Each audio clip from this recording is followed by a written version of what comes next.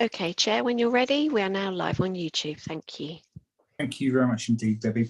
Good afternoon and welcome to East Devon District Council's Asset Management Forum meeting on Monday, the 13th of March. I'm your chair, Councillor Paul Hayward. I'd like to also welcome anyone watching the meeting via the live streaming on YouTube. May I respectfully remind members that the Code of Conduct applies throughout this meeting. We also reserve the right to remove and disconnect any participant who is disrupting the meeting by whatever means. Please turn off any telephone devices or put them to silent. In the event of a break in the internet connection, please bear with us as we try to reconnect. After 15 minutes, if we are unable to reconnect, we will consider the meeting adjourned and reconvene at a later date. We'll now start the meeting by doing a roll call of forum members here present. Debbie, if you could take us through that, please. Thank you, Chair. I'll start with yourself, Councillor Hayward. I am. Thank you very much. Thank you. Councillor Arnott. Present. Thank you. Councillor Rowland. Present, thanks, Debbie. Thank you. Councillor Pratt. I'm present. Thank you, Debbie. And finally, Councillor Rylance, I don't see on the call. So I can confirm that you're quorate, Chair. Thank you. Thank you very much indeed, Debbie. The first item is agenda item number 1, public speaking, and I don't believe we have any members of the public registered to speak. We don't, Chair, no. Thank you. We don't, thank you. So we'll pass on from there. Agenda item 2, notes of the previous meeting held on the 4th of November 2022. If anyone has a comment on the notes, please do so by raising your electronic hand, and Debbie will keep an eye out on those for us. If we see no electronic hands raised, I'll take this as an indication that you all agree with the minutes and the notes of that previous meeting. No raised hands, Chair, so I'll take that as confirmation. Thank you very much indeed. We now move to agenda item 3, apologies. And you mentioned we have apologies from Councillor Rylance. As she's not here, I will assume that that is the case. I don't have any other, Chair. Thank you. Thank you very much indeed. Agenda item 4, declarations of interest. If any council has a declaration to make, please raise your electronic hand. And Debbie, does that also apply to members outside the forum who are present as well? Yes, it does. So anybody who's got a declaration to make on any of the items, if you could please raise your hand and I'll take them in order, Chair. So I see Councillor Brewster Sarum. Debbie, probably it may be partially relevant. I'm a member of the Queen's Drive Delivery Group and an Exmouth Town Councillor. So that's kind of what it is. So thank you, Debbie. Okay, and which item is that for, Councillor? Oh, indeed, yes. That will be item 8, probably 8 and 9. 8 and 9, I think it is, yes. 8 and 9, yes. Okay, thank you. I don't have any other hands raised, Chair, so I'll assume that that's it for now. As none, thank you. Agenda item 5, matters of urgency. I don't believe there are any. Agenda item 6, confidential exempt items, and there are no items which officers have recommended should be dealt with in this way. So we now move to agenda item 7, which is the estates team update, and we are joined by Rob Harrison. Good afternoon, Rob. If you'd like to present the report, please. Yep, good afternoon all. So as the report sort of basically gives an update on the sort of things that have been going on with the estates team over the past couple of months, the beginning of the year, and starts off with a sort of fairly positive sort of story in that we are reducing the backlog of cases following our successful recruitment exercise last year. So that's enabled us to actually resource some of the long-standing issues that we've had going on. The sort of the overall case numbers are coming down. I mean, obviously, the key behind all of this is that it'll never be a zero, so there'll always be cases there. So it's kind of whilst it's a high number, you would always imagine that you would have a high number, but previously we probably had in terms of number of cases to staff, we probably had far too many cases to ever be able to address them all. So we're gradually working through that. It's obviously still going to take a little bit longer to sort of fully address the backlog that was built up. But yeah, as you can see from the little chart in the report, the trend is certainly a downward one in terms of ongoing things, which ultimately helps us, as you can see from the second chart in there, the more cases that we deal with, the more positive impact we have in terms of our rental income. So it enables us to deal with some of the lease events that come up, and to increase our revenue where possible. So that's another positive that sort of comes through from having the extra resource in the team. Second point is that we've undertaken a rent review exercise in terms of the East Devon Business Centre. Now, obviously, with those units, it's serviced office accommodation. Obviously, our costs go up because we're providing a lot of the services and utilities and things like that in the building. So obviously we review that on an annual basis, and this year the exercise has been undertaken. We've gone through it. We've increased it in line with RPI, and obviously that's produced an increased rent for the business centre, which will keep us keep us competitive in that respect, and obviously make sure that we're covering the cost of the services that we provide to our tenants. In terms of the wider portfolio, demand continues to be high for our properties. In terms of, we get regular inquiries for sort of industrial space, and also sort of our cafes and kiosks and things like that. So there's obviously quite a positive sentiment in that respect. Obviously moving forward, the longer term sort of patterns remain to be seen, whether anything comes through in terms of the sort of the cost of living and then energy price increases. But generally speaking, it seems fairly positive in terms of our wider let portfolio. And the next thing is we're undertaking our asset valuations for the year. That is quite a big piece of work. So we are revaluing around 60 to 70 million pounds worth of assets. Our overall asset value is around about 100 million. So it's kind of gives you a flavour of the proportion of the stock. These tend to be the higher value things. So that's kind of we do a lot of things on an annual basis because they're the sort of things that there's more movement in them. So things likes of our leisure centres, which are big ticket items, obviously small change in perhaps the build cost for things like that would have a knock-on effect in terms of the overall asset value. So those ones are reviewed on an annual basis. So it's quite a big piece of work that we do, and obviously having the RICS registered valuers in our team enables us to undertake that on behalf of the council. And finally, we've got the capital receipts that the team have generated this year. So that comes to a total of 181,500 so far.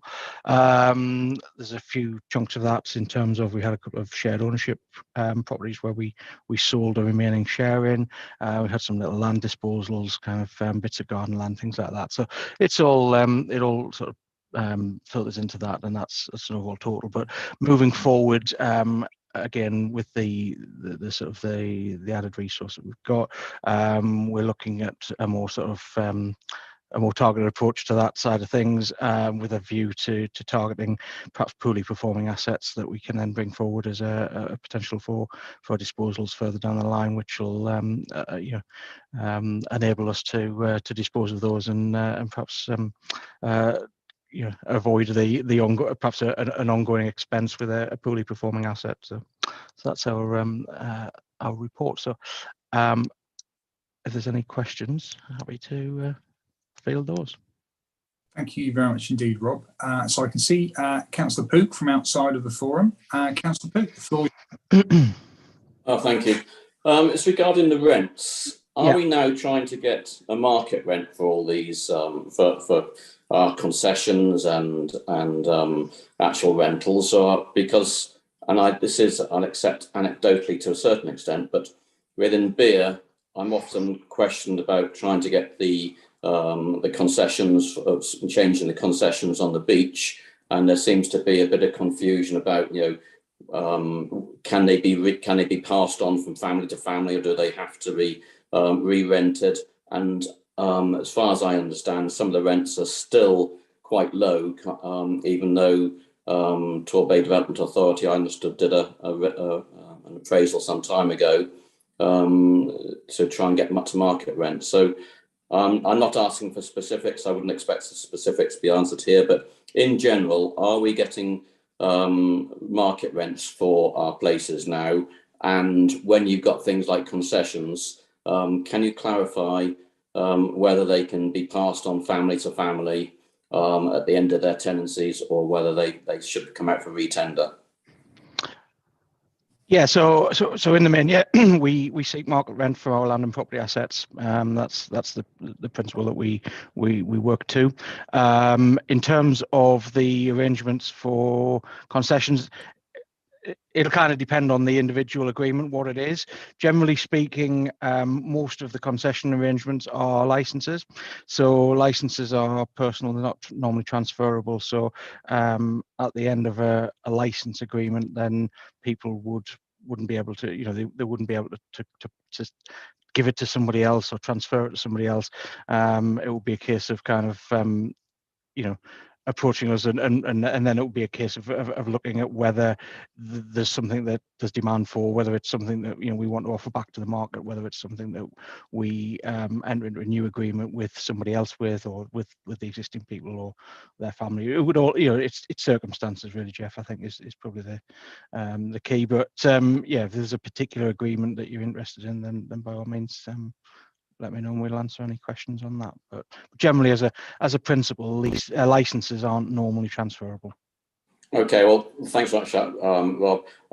Tim will know that Tim and the chair and various, I sent an email last night with various questions, because as I won't be a councillor next year, there's lots of things which I'd like to get cleared up. I'm asked about and to pass on to the new councillor. And I think it is important we have this meeting. So I see Tim there. I'm sure he's nodding his head that we can have a meeting just to clear up these things, because I get asked the questions, and and there's lots of things over 12 years I've been trying to push through, and I still get questions on, and it'd be nice to actually have some final answers to tell the parish, but also to pass on to the new councillor so he can follow them up. Thank you, or she, of course.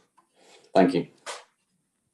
Thank you very much, Jeff. That's very conscientious of you to do that. That's not always the case, but that's much appreciated for the handover. Jack, are you happy if I just call in Bruce from outside the forum before I call you? Bruce, over to you. Thank you very much. Good afternoon, Chair. Just quickly, you were speaking of disposal of assets. How will you advertise or notify parish or town councils that this will, in point 4, will actually happen? Because obviously it's very important to keep the towns and parishes on board when the disposal is taking place. So I just wondered if there's some kind of guidelines that you'll be issuing, or publicity of some sort, so that to make the towns and parishes aware of what they should be doing, as the case may be. So I welcome your guidance on that, and thank you so much, very much indeed, Chair. Okay, thank you. I lost you at the end there, but I think I got the nuance of what you're after. Rob, Tim, are you able to offer some sort of enlightenment on how it's advertised? Yeah, I mean, we're not at in terms of future disposals, we're not at the stage of actually we've got something that we're just going to go off and advertise.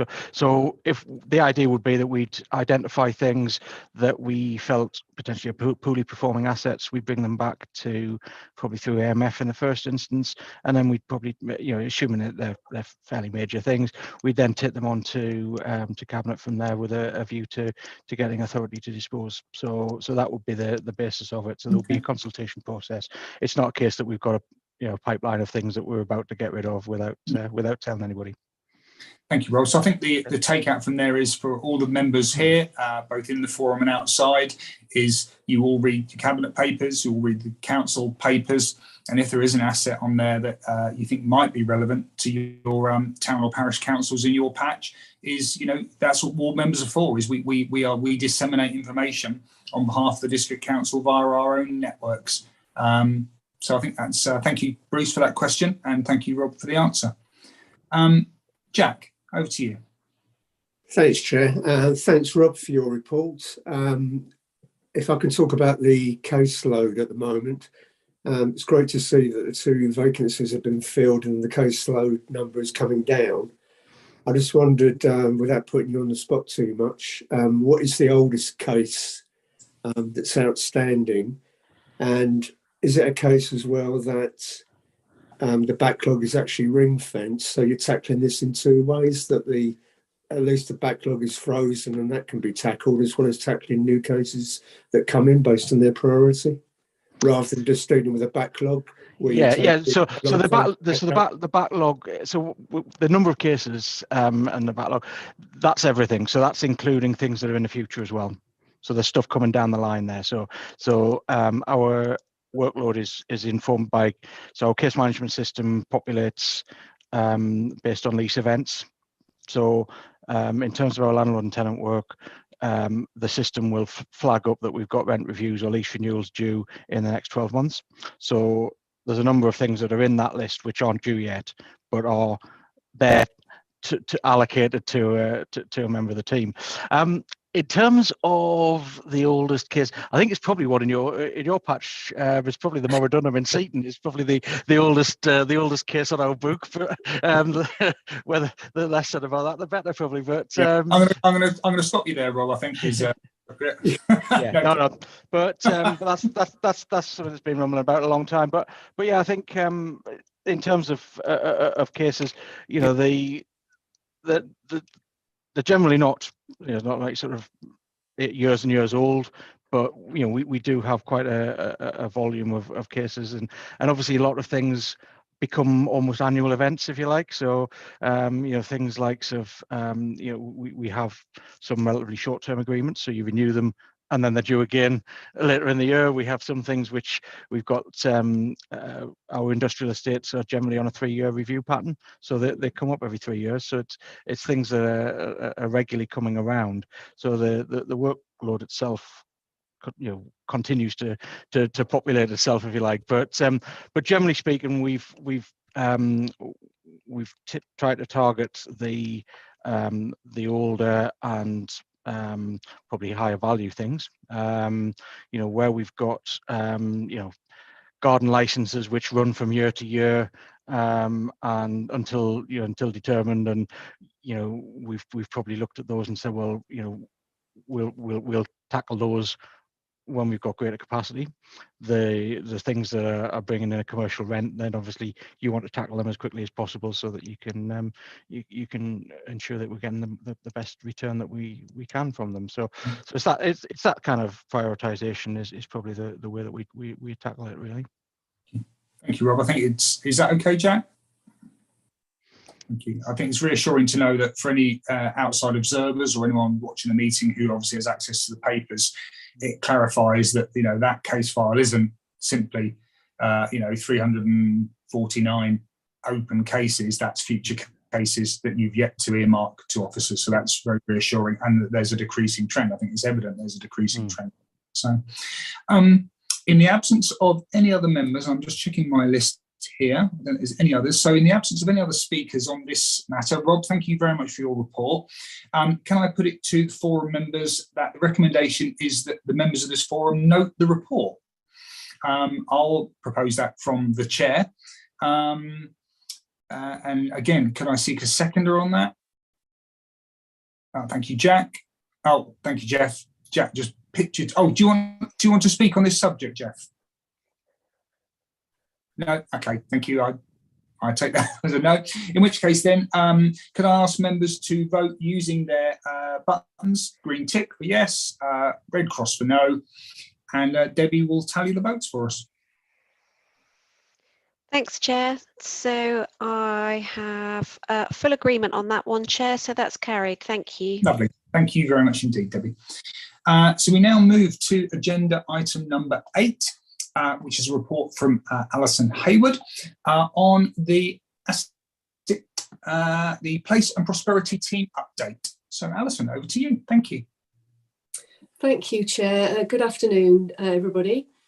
So I'm providing an update here on the work of the Place and Prosperity Team. I have identified the current projects that we're working on, and so you'll see the report in full. And to highlight a couple of projects here, We have recently taken the public toilets esplanade in Sidmouth to Cabinet a couple of weeks ago, and that was approved. So just an update on that item for you. I'll highlight also the Axe Valley Levelling Up funding bid. We have fed back to the two forums on this, the Seaton Regeneration Project Group and the Axminster Renewal Forum. We've had meetings with those groups recently and been able to feed back on the disappointments of the Levelling Up funding bid outcome, and explained how we're going to move forward on those projects as set out in the report here. And we'll be taking forward meetings on a quarterly basis with those two groups over the coming year. The Seaton Morridunham, we are taking that forward for marketing of that site. That was mentioned earlier, so we are making progress on that one now. The Devon Place Urban Renewal Project, an update from in the report here. Our consultants that we and Devon County Council have been working with are still working on the business case for business cases for both the Seaton and Axminster projects, and progress has been made on the quick win projects for those for the two towns in relation to the e-bike hub. There is some work happening on that in Axminster, and Seaton Town Council have been able to progress with the spend on the Marshlands Centre for the benefit of commercial space within the centre and benefits to the community to help SMEs within the town. And we are commencing on a depots review with our colleagues in Street Scene, and currently we're preparing a project brief in order to be able to appoint consultants to work with us on that study. So we'll be reviewing the existing depot site provision, of which there might just be a few main depots, but there are various smaller sites within the district for storage of equipment, for instance. We'll look at the delivery of a new service, being mindful of decarbonisation and the optimum locations for service delivery. So those are the key points I just wanted to highlight in the report, and I'm happy to take any questions. Thank you. Thank you, Alison. Just before I put it out to non-members and members of the forum, Debbie, under item 4, if I could just revert back, sorry, agenda item 4, declarations of interest, in the interest of consistency, can I just declare an effects NRI in respect of this item? Is it quite rightly, it contains reference to Axminster Town Council, who's my employer. So it affects me no more or anyone less than any other resident of Axminster, but I'd like to declare that, if I may, please, for the minute record. Thank you. Yep, I've got that. Thanks, Chair. Thank you very much. So from outside of the forum, Councillor Hookway, over to you, sir. Thank you, Chair.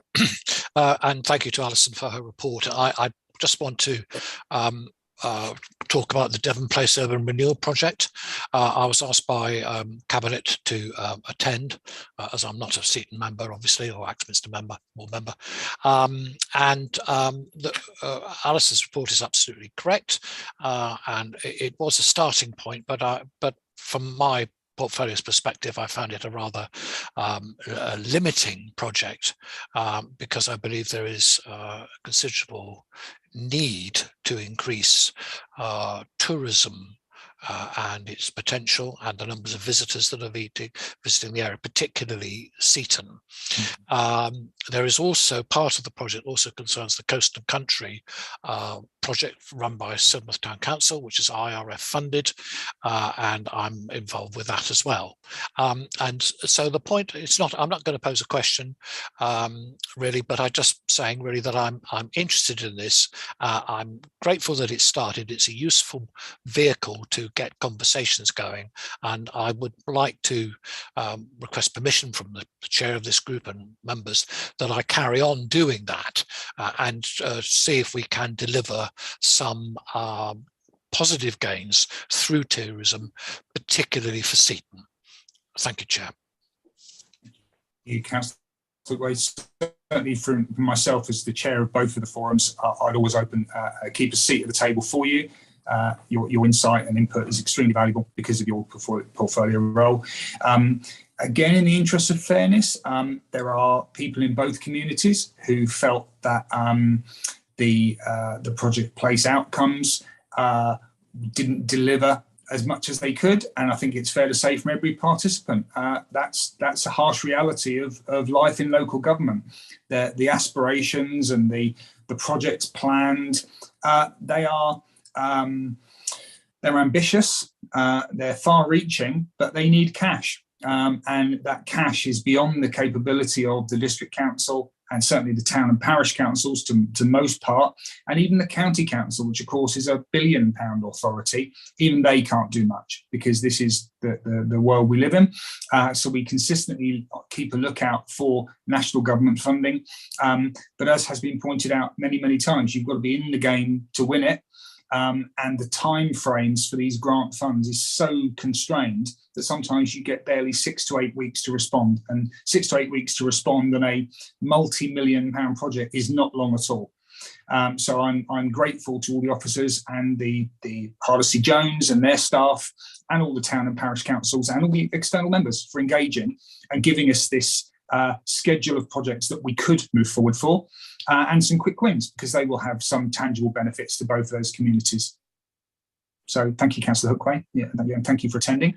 If I can come now to Councillor Ollie Davey. Hello, Ollie. Nice to see you. Hi. Thank you, Chair. Yeah, I just wanted to ask about the e-bikes. You know, that's my thing. For Axminster and Seaton, just to ask if those are in partnership with Co-Bikes, and if so, how many bikes are we looking at in each location if we're that far ahead?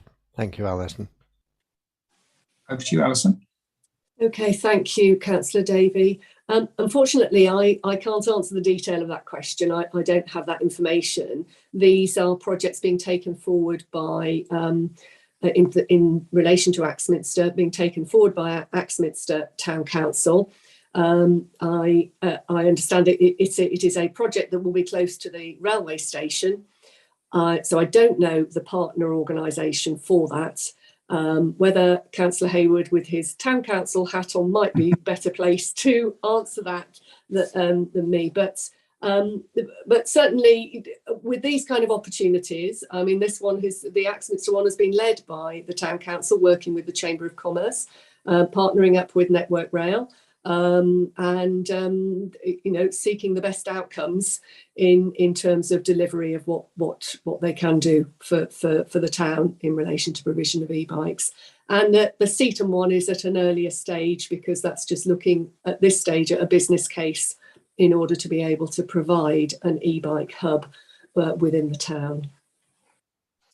So I'm happy to come back, Ollie, on that. I know there are a passion of yours. So yes, at the town council perspective, this is a project that started about probably nearly a year ago. The South West Railway, who are the operator at Axminster, have a scheme called CCIF, a grant scheme, which is, again, you have to submit and bid for funds. We are hopeful that by the end of March, where are we now? That's 2 weeks, maybe 3 weeks. We will have an answer on whether our bid has been successful. We've been having some ping pong of correspondence backwards and forwards. On the back of that, if that scheme is successful, then the town council has committed to match funding to enable that to happen in conjunction with Co-Bikes. They are the lead on this. That was because at Cranbrook and at Honiton, they already exist. And so it was felt to be a natural extension of the London Exeter to Waterloo line to have, so people could move along, but also in terms of the Axe Valley, that people could then move from Axminster down the Axe Valley to Seaton. And as Alison has said, the business case that's being put forward in Seaton is at an early stage to see whether there is a potential for an e-bike hub and an e-bike link between the two towns at either end of the Axe Valley. But certainly our bid is more advanced, still dependent on a third party handing over a not inconsiderable amount of cash. The Quick Win project that Devon have kindly assisted with and their funding has been received is to do all the preliminary legal works and the groundworks and make sure there's power to there and there's no, sort of Victorian sewers underneath the place where we'd like to put the e-bike dock. So we're very happy that it's proceeding, and it really couldn't have happened without external funding. The town council doesn't have the means to do it. So it's everyone working together. So thank you very much for your inquiry, Councillor Davey. Hopefully, fingers crossed, we'll have some soon. I'll invite you as a guest of honour to come and straddle a bicycle. Councillor Pook from outside the forum, over to you, sir. Okay, thanks. I just wonder if Alison can expand a bit on item 1, Jurassic the Jurassic Centre. Where are we on that? Is it going to be open for the season? I don't see it so much these days, but it's a sort of an iconic thing when we did it, and it seems to be just dragging on. But perhaps I've missed something. Alison. Thank you. I think I'm going to pass over to Tim Child on this one. Thank you. Thanks, Councillor Pook. Thank you, and afternoon, members. Yes, so Seaton Jurassic, we're in discussion with the tramway. We have we're meeting with them every fortnight at the moment, so making good progress. However, I'm sure you'll appreciate it's a somewhat complicated piece of work. The reality is that the tramway are still firming up their proposals. They've got a designer in now looking at the building, coming up with sort of specific detail about how it's going to operate. So between them and us, we've had the conversation about this Easter, and the reality is that no, it's not going to be open for this season, but we're working to get it or working with them for them to get it open for Easter 2024. Okay. Okay. Thank you very much, Tim. Councillor Rowlands. Jack. Thank you, Chair, and thanks, Alison, for the reports. I just wonder if I could talk about item 4 in your reports, Seaton Moradunham. As it said that the site will be marketed in the spring. Spring officially starts a week today on the 20th of March. I just wondered if there was any way of firming up a little bit more on when that might be marketed, and without going into details, whether a marketing agent has actually been appointed yet. Thank you. Thank you, Councillor Rowland. We haven't appointed as yet. We're just starting that process now. And I expect that it might be 8 to 12 weeks before we start the actual marketing process, depending on how long it takes with preparation of the details of the brief and discussion with members before we actually take that forward. So it's in hand, and we'll be starting that, as I say, 8 to 12 weeks, I would think. Jack, do you want to come back on that? Well, that actually means then the marketing will be in the summer then.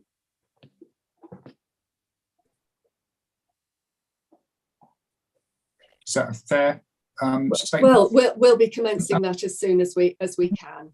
We'll be commencing that as soon as we can. We're starting that process of appointing the marketing agents.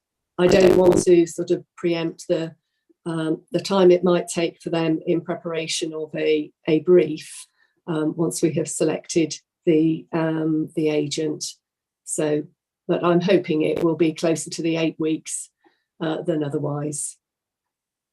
Tim may have another thought on that, so I'll hand over to Tim. Thank you, Alison. Tim? Thank you, Chair. Yeah, no, I'm hoping closer to the 8 weeks. We've finalised the brief to the agents. We now need, so that was it last week or the week before. We now need to procure the agent, obviously using our usual means. Following that, there'll then be various discussions with the agent about how it is best to market this, the sorts of information that needs to be put out into the market. So that's why it will in reality take about 8 weeks to actually physically come to the market. The key thing here is making sure it comes to the market whilst the weather's nice.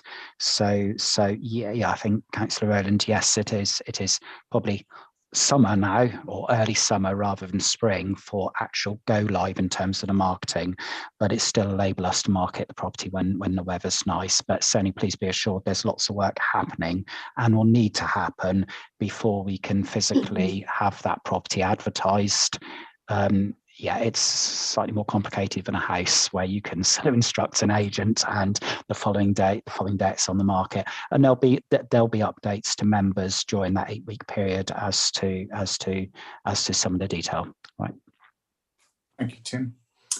Thank you, Alison, for your report. It's fair to say the Moradunum, as Rob mentioned earlier, is a long running issue, and it's a very challenging site for all parties concerned. And it, naturally, being on such a prominent seafront location, does generate a lot of public interest and public commentary. I appreciate Jack, you and Councillor Ledger and Councillor Hartnell. Obviously, as the ward members, you get your first port of call. So thank you for doing what you're doing to keep the public aware. The report is listed to note, so I don't think there's any need for a vote on that. Would that be correct, Debbie? We're just going to note the report unless well, you voted on the last report as a to note, Chair, so let's go consistency, shall we? Can I ask all?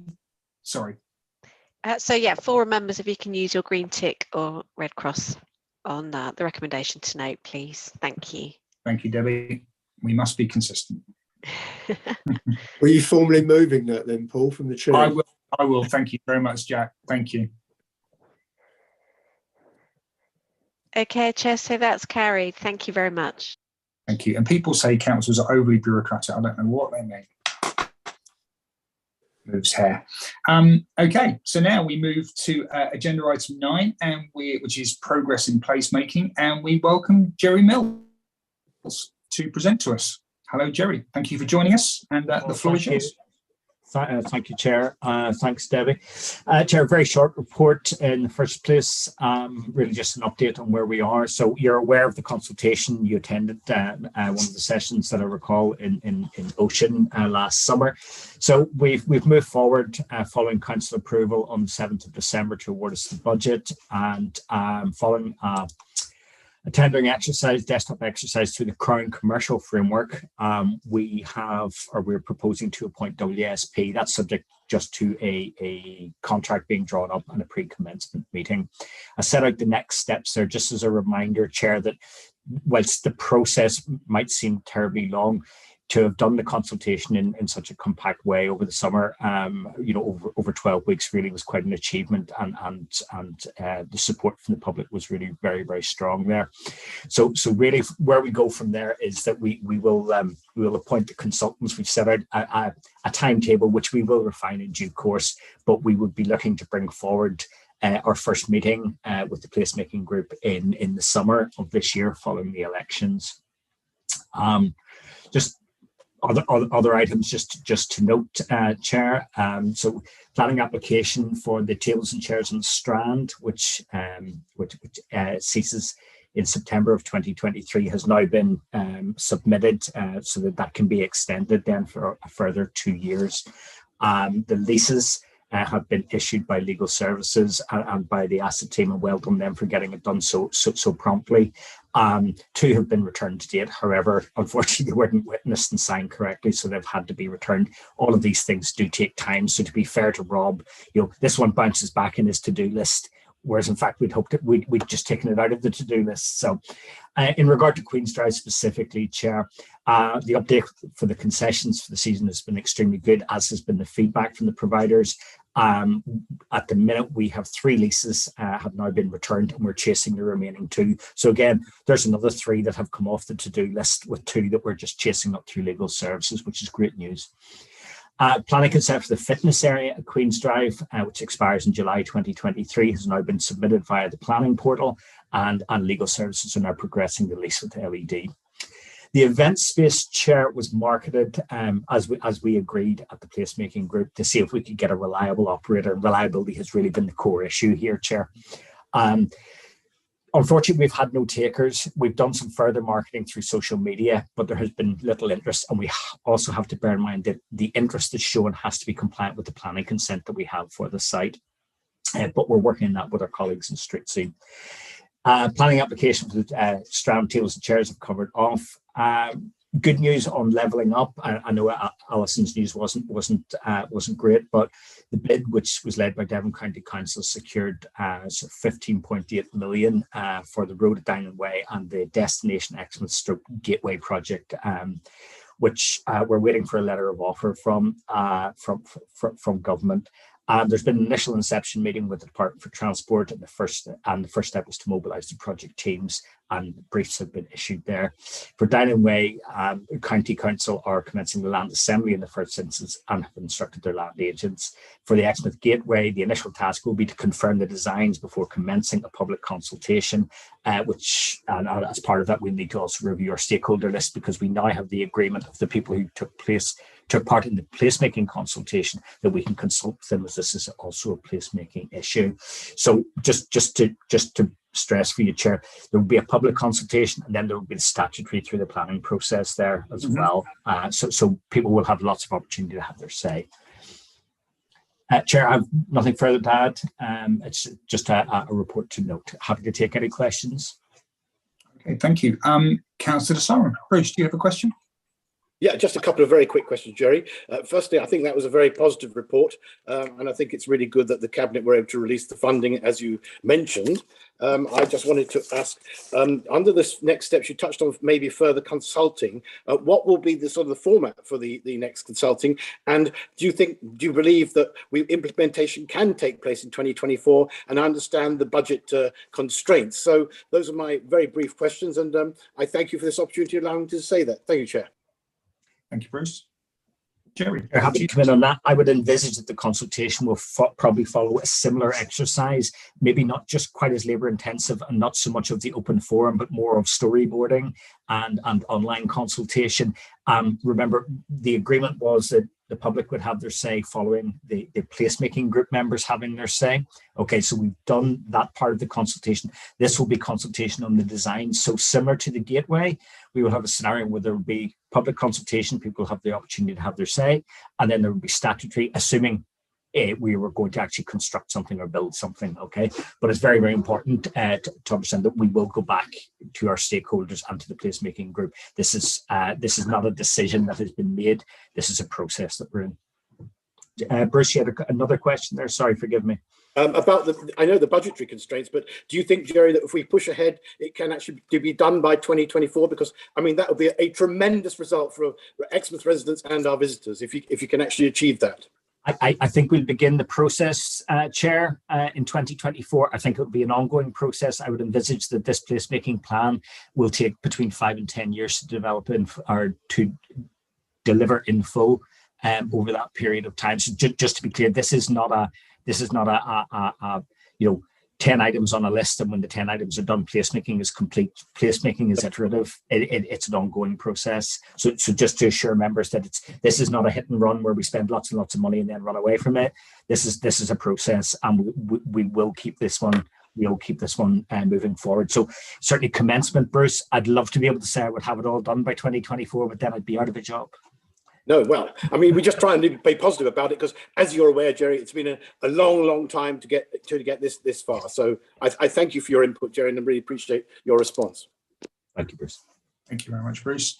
I think it's fair to say, Jerry, up till now, and I'm sure you'll continue to liaise with your comms colleagues and make sure that every member of the public has the ability to know what's going on in their town, because it's actually their feedback we want.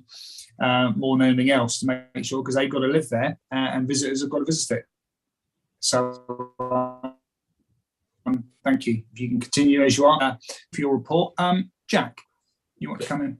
Yeah, thanks, Chair, and thanks, Jerry, for your report. I apologise if I missed this in what you just said, but can I just ask a question in connection with the Strands table and chairs, where it said that two have been returned, although they didn't quite meet all the signatures required. How many were actually issued then? How many others over and above that two is my first question. Rob should answer that potentially, but I think that's 5 in total. Yes, 5 in total, Jerry. Thank Two you, Rob. completed, Very good. two returned for signature and 1 outstanding. So we've got 3 where we've not heard anything back at all yet then? No, two completed, 2 where they didn't get them witnessed properly, and 1 that our solicitors are still chasing. Right. Okay. Thanks. And my other question was in connection with the £15.75 million out of the Levelling Up bid. How does that split between Deanham Way and the Destination Exmouth Gateway project? Ooh, Jerry, you put me on the spot there. Sorry, Jerry. No, not at all, not at all.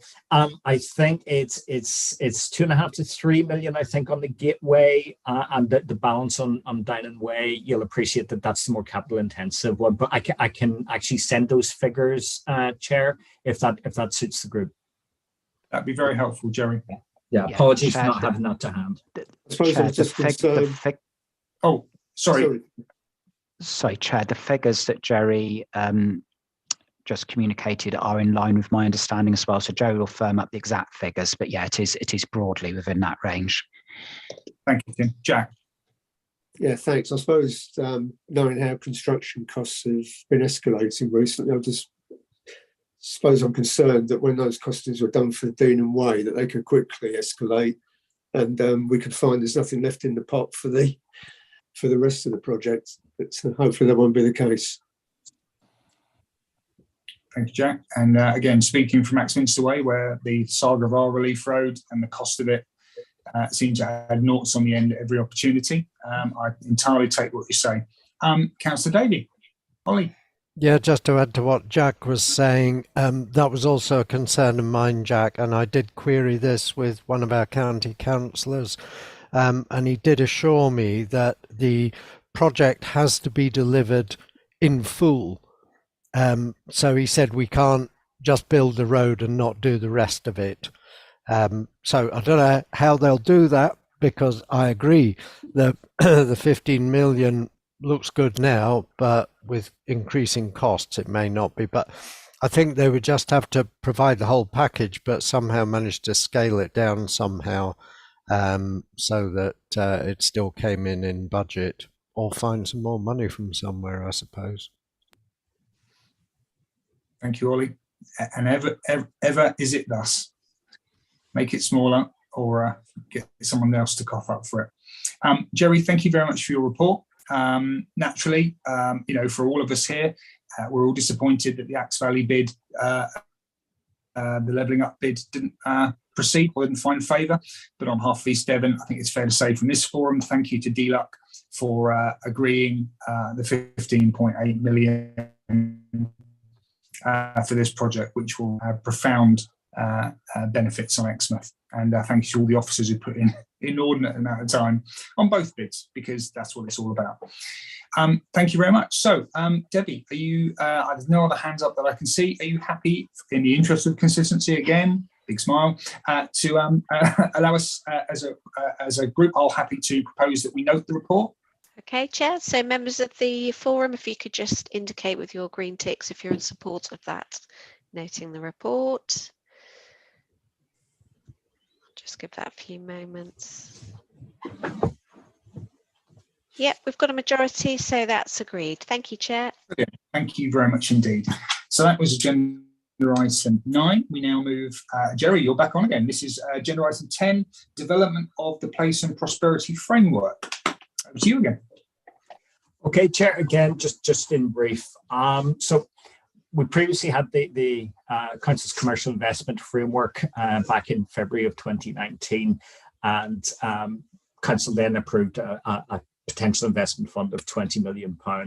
We acquired Ocean during that period of time, what have you.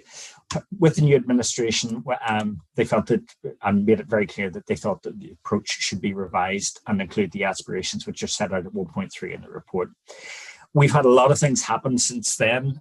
We've had the pandemic. We have the contraction in the economy. We've got escalating fuel costs. We've had war in Ukraine for over a year now, which has impacted on the global economy as well. So back in early 21, the Asset Management Forum considered the then investment framework, and you asked us to basically take it away and have a look at it. Specifically, you wanted us to make sure that we were compliant with the Public Works Loan Board, and also to have a consistent and sufficiently robust method for assessing projects. Subsequently, through the asset management, we've had a bit of a delay. You'll appreciate getting staff and keeping staff is always a challenge in the public sector at the minute. However, we've now drafted what we have now named the Place and Prosperity Framework, and it's been presented to the senior management team on the 8th of March. The framework now aligns with the Council's ambitions, which includes operating in a more economically focused way and utilising opportunities for economic stimulus as reflected in the Council plan. The new framework will supersede the previous commercial investment framework and addresses the opportunity to have a single fund of approximately 20 million as a first tranche to be borrowed from PWLB. I stress to be borrowed, which means it has to be paid back, Chair. Please don't think I'm being patronising when I say that, but it's just to emphasise that this isn't grant-aid money like levelling up. Unfortunately, we wish it was. Okay. We would use the money to invest under three broad categories, and it's really important that we understand those. That's service delivery. Okay, that's what we do. Okay, economic regeneration, which is part of what we do, and also what's called preventative action, which is really a special category, which involves direct financial support to either local companies or by acquiring assets as a way to protect jobs or prevent social or economic decline. The benefits of investing, the Council, as I'm sure, Chair, you will know, investing in social, economic and environmental projects, which will bring benefits to the district as their primary goal. Regeneration benefits, additional business rate income, employment and prosperity, unlocking sites and opportunities that others might not invest in, known as market failure, and the accelerating the delivery of sites. The fund will be borrowed from the Public Works Loan Board, and we set out then in draft an assessment process and governance. So really, there'll be essentially three phases to this. The first phase will be the approval of the framework, subject to member agreement. Then we will form a group of officers who will sift the opportunities as they come in using a standardised matrix, which we have developed. That will then go to a board, and the board will make those decisions on the basis of the recommendations that have been brought forward. We set out there how that structure, and again in draft, could look. And we also are at pains to stress that the level of assessment of these projects should be proportionate to the amount of money that we invest. But we would certainly recommend that an appraisal proportionate to those costs should be drafted as part of that assessment process. Decision again to invest, just to stress, will be the investment assessment board, and that will comprise the Director of Finance, the leader, portfolio holder for economy and assets, with input from ward members, and consultation should also be made with other ward members as appropriate. Investment opportunities that exceed £5 million will follow the traditional route through Council, and it's crucial to understand, and we'll come on to discuss this more fully once you get to see the framework, Chair, is that a decision made by the investment board should be fully agreed or not agreed. And if the decision isn't unanimous, then it should not proceed at this time. That's our recommendation. Chair, next steps are to take this obviously forward to the Asset Management Forum, and then seek formal recommendation to take to Cabinet and then full Council. We also believe that there is some training for the investment board members, as there will be for some of the officers involved as part of their induction to the new Council, and also, so that everybody fully understands the operational element of this. I've done this before, and it's worked quite successfully, particularly when we engage members at an early stage. Chair, it's really just to note the report. I'm very happy to take questions from you. Thank you, Jerry, for the report. Certainly, from my part, I think training for anyone who sits on this board should be mandatory, if not mandatory, entirely suggested and highlighted, because you're dealing with, or whoever sits on it, whoever that might be in the new manifestation of the council after May, huge amounts of public money. And I appreciate it is public money, as you quite rightly point out. It's not grant aided, it has to be paid back. And Simon and Tim in the past have been very clear on how we make sure that these things stack up. You've got to make sure that you can repay the loan, you can pay the interest, and then there's always a modicum of a small percentage to cover all your bases, because a lot of things, unforeseen things happen. So you have that margin built in for your contingency. And I think it's entirely appropriate that the new council takes this forward. So as you say here, it will come to AMF. AMF will consider it, tear it apart, and then a formal recommendation from Cabinet and then to full council. And at that point, the council can make its decisions with the board constituted as it needs to be from the administration as it exists then. So from me personally and Tim and other officers, thank you very much for getting us to this point. I think it's a marked change with how things have been done, and understands and appreciates that we as a district council have social and environmental obligations as well as just commercial ones. And I know, Councillor Pook, you were the previous portfolio holder, and you and I spoke when you handed over, and I'm grateful to all you've done in the past as well to help, because it all has channeled to this point. So thank you very much indeed. Jack, over to you. Thanks, Chair. Thanks, Jerry, for the report. It's not really a question, really. It's just an observation that I think the governance over this needs to be really robust, because we've all seen fairly recently stories in the press about the situations that some other district councils have found themselves in because of their investments that they've made in the past, especially in the commercial sector, where they got almost forced down a road of having to take these commercial decisions at the time to try and protect their frontline services based on the fact that they thought they were going to get more income than to have to meet the loan repayments as well as providing money for their frontline services. And obviously they've had their fingers badly burnt recently.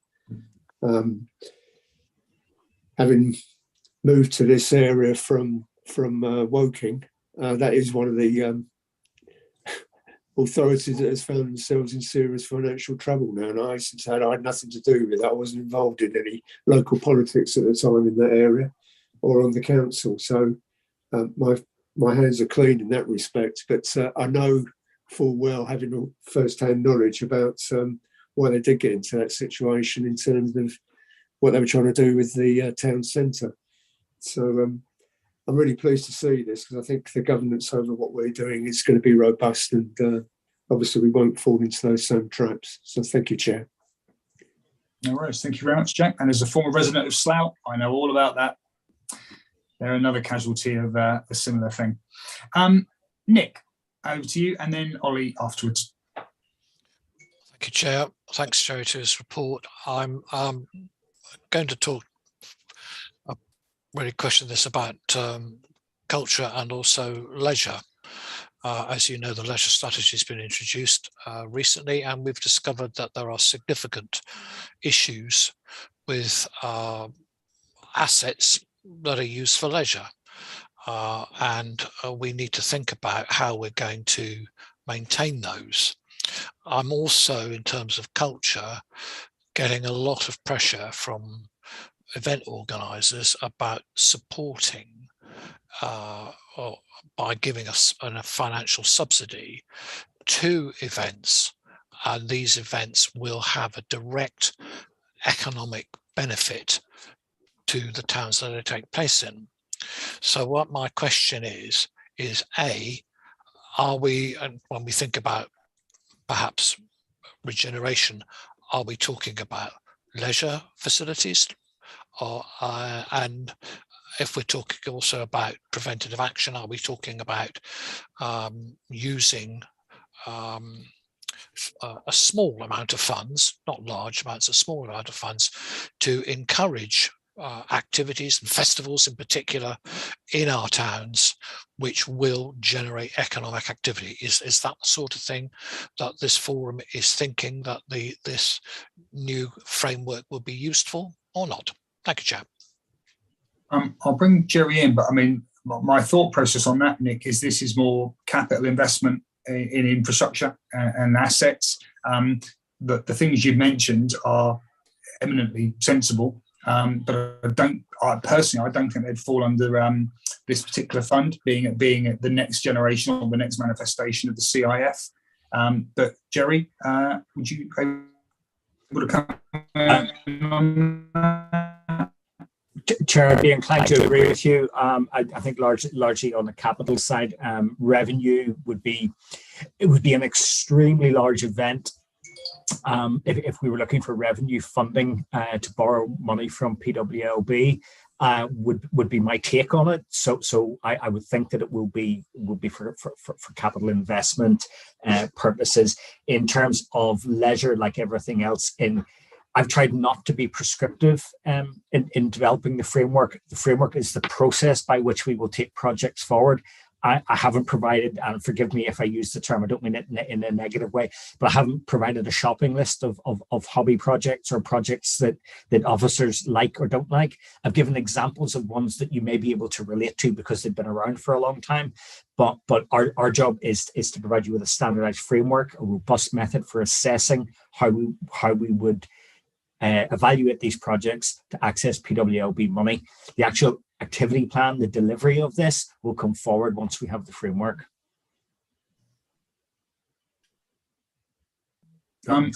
Nick, just before I come back to you, I know Simon, our Section 151 officer, the money man, has got his hand raised. So perhaps we could ask Simon to come in and perhaps you can offer some more clarification on that, Simon. Thank you, Chair. Yeah, it was purely clarification in that the fund is around borrowing from the PWLB. You can't borrow from the PWLB for revenue, so it would have to be capital. Thank you. So I think, Nick, the things you've raised, they are continuing discussions between yourself and myself, the leader, Simon, and other portfolio holders, because I know that you've been having emails, I've been having emails from people who believe that their activity does generate economic output and can enhance it. But I think in terms of this agenda item, this is specifically CapEx rather than revenue. So thank you to those who've spoken. Thank you, Chair. Thank you, Councillor Gray. Ollie, can I bring you in now? Yep. Thank you, Chair. Yeah, you talk about the criteria against which investment opportunities will be considered and the scoring matrix, and I'm just wondering to what extent environmental considerations, the kind of level of greenness will be considered in there. Thank you. Jerry, do you want to come back on that? Chair, very, very happy to take that. That was an issue that John Golding actually raised last week. So we have revisited that, and that's going back to the senior team. We just have that in draft form at the minute. But to be clear, what I'm proposing, and the only person that's seen this is Tim, but that the environment should be a horizontal principle in what we assess. So it will be part of the appraisal process, which will drill down into the detail. And the onus will be on the person delivering the project, the officer delivering the project, to ensure that those obligations are met, and it should form part of the KPIs for the project going forward. So I hope that helps to reassure you that absolutely the environment will be considered. Thank you very much, Jerry. I can certainly speak on behalf of other funds, Ollie, such as IRF and the Shared Prosperity Fund. Those the scoring matrices within that, whilst it's not made public, because of course it has to have some element of confidentiality, within all those funds, green and environmental issues and the impact on the environment are all taken into account and are scored accordingly. So yes, it's not just considered as an afterthought, it's an intrinsic part of the assessment process. If you can't show green credentials then actually your application is marked down, because that's what we are as a council. We're moving forwards. Jerry. Chair, sorry to raise my hand because officers don't normally, but just to come back on the breakdown of the figures, it was 13.19 million and 2.5. So the 13.19 was for Dinan Way and the 2.5 million was for the Gateway. I do apologise for not having that in hand. No, thank you very much indeed. Thank you for taking the time to come back. It's very helpful. So I can't see any other speakers on this. So from the chair, I'd like to move that we note that report and thank Jerry and his team for it. Debbie, could you talk us through, please? Yep, so forum members, if you could use your green ticks if you're in support of noting that report from Jerry. Thank you. And Chair, that's agreed. Thank you. Thank you very much, Debbie. We now move to agenda item 11, which is Tim Child is going to introduce a report on the asset register. Round of applause and cheers everywhere from every member. Tim, over to you. We wait with bated breath. Thank you, Chair. Okay, I'll introduce this very briefly, and then we'll get to the more exciting part, which is the demo, which a colleague's going to do in a minute. But yeah, very, very short report in front of you today. Following a piece of work that we've been considering for a very long time. Started actually in the days of Councillor Puka as chair of AMF and portfolio holder. So it has taken some time to get to this stage, but I'll briefly sort of explain why. And in technology that has made something that should be so easy not so easy. So what is this about? This is about making our asset register more publicly available on our website. So available for members, elected members, but also the public. So it's about updating what is currently available. So it's worth just emphasizing that a copy of an asset register, it's not particularly user-friendly, I'll accept, and there are various issues with it, but there is a version of the asset register that has been on our website at all times. We actually have two versions. We have one version which is accessed through our property and estates pages, and then we also have another version which we which we include on our website through the transparency code, and that's very much driven through our finance colleagues. But also, this is about providing yet a further level of detail to AMF members to help yourselves in terms of better understanding the portfolio and identifying opportunities to do things differently. So this is two things. It's an asset register for the public and for members indeed if they want to look at it, but it's also about something more detailed which will be particularly used by AMF members moving forward. In terms of the data available to AMF members moving forward, it's not only asset related data, but it's financial data, so cost and income against an asset, but also asset valuation data and also mapping. The way we're doing that is using the functionality of Power BI, which is a software system, which simply wasn't available when we first started talking about this, however many years ago. And Power BI pulls together the data from various different systems within the council. That's probably enough about the background. I'm now going to pass over to David Martin, who is our performance and data analyst, who's been instrumental in this in terms of getting Power BI to work and to look at all of this data. And he's going to provide a short demonstration as in terms of both data sets, so the public one, but also the member one.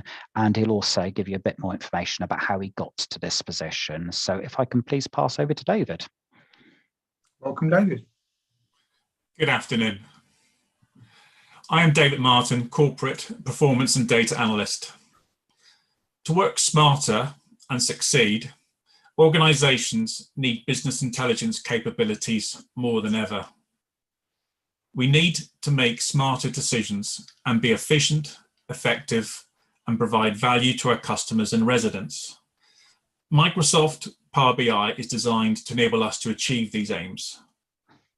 Power BI enables us to get access to our data quicker than before, enabling data import and transformation, data modeling and visualization, and data analysis. The Asset Register project is an example of the new capabilities available at East Devon District Council. Previously, we had used business objects reporting. However, this system required IT and SQL database experts to run complex queries to extract the information. Now, Power BI enables a connection to the data sources, and a BI professional can create and run reports and dashboards to bring the information and actionable insights to all types of user. Power BI tidies up the data so that it can be better digested and understood. So the advantage of using Power BI in this project are quick access to the data, all the information is in one place, and the user can see where the assets are using the mapping functionality. So to explain, and I'll just share my screen.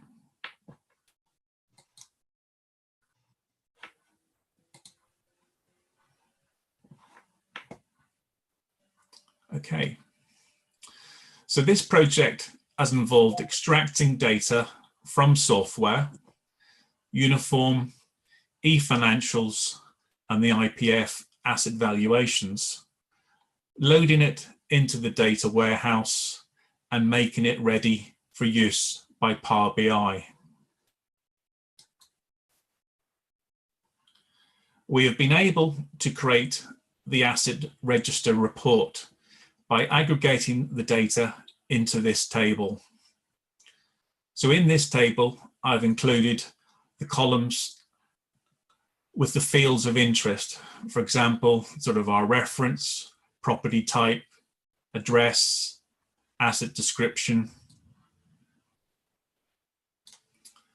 the unique property reference, ownership, like freehold and leasehold, the parish, the ward, and the location reference.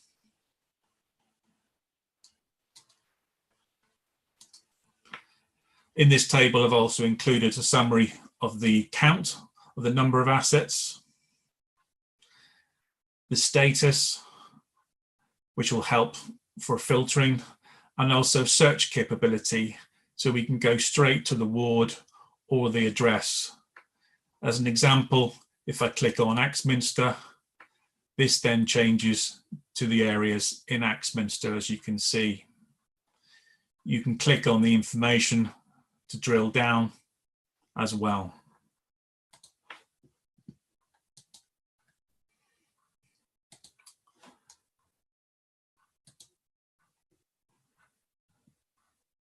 So just clicking on the boxes there to show the functionality and how we can drill down. Again, it's summarizing the number of assets, what the parent assets are, and I can click on locations. And as you can see, the table changes and the mapping changes. I'll just try another one for you. If we go to Broadclist, you can see the map changing, and this is the new list of items. I'll just go back to Axminster as an example. So within the mapping function, this enables us to zoom in, and we can also hover over the item, and that can give us additional quick information about that place and about that asset. It's great functionality for the user.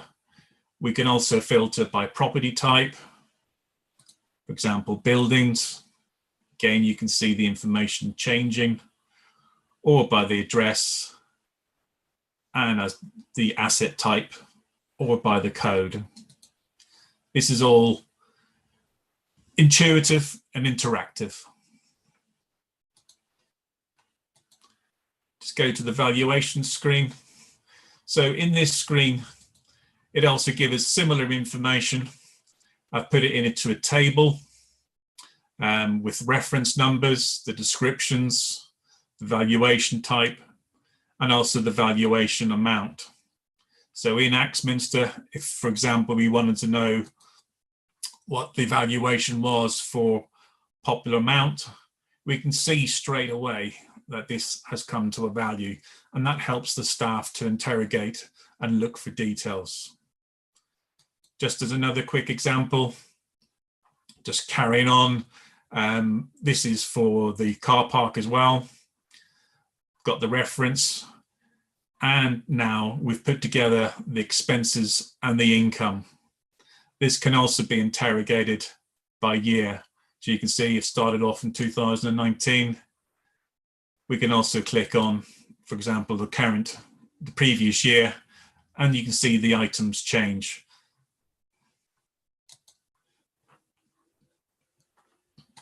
So in conclusion, we can now maintain a comprehensive database of property information all in one place. This ensures the asset information is accessible, up to date, and is held in a form that enables the production of management reports.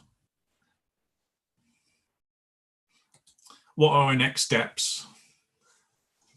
We want to publish the asset register table on the East Devon website. As an example, if we had exported the details, it can now be sent out as an Excel spreadsheet. We also want to publish the information using a Power BI service. We have just obtained the license, and that will enable us to publish and share externally.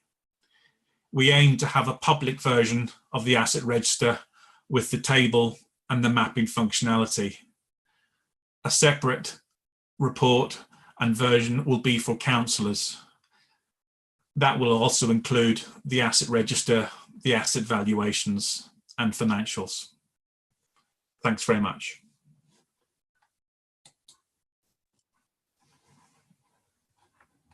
Do you want to come back in, Tim, before I open up to members?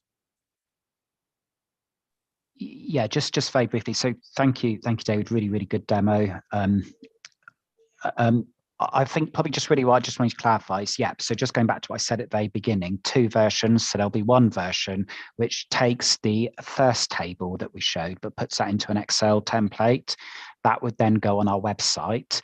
So it's using Power BI to improve on sort of the user friendliness of it, but that will then go on the website, and then there'll be a separate version which would be available to named individuals. You have to be given access to Power BI, and that is intended initially for AMF members, which would then enable AMF members to drill down. So for any given town or any given asset, to look at the financials, but also the asset valuation as well as the asset register. So there are 2 bits of work that David's been working on.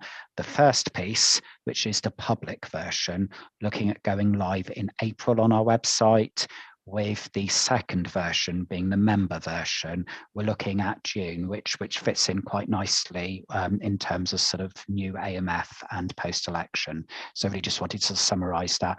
And between David and I will, I see there's lots of hands up, we will answer any questions.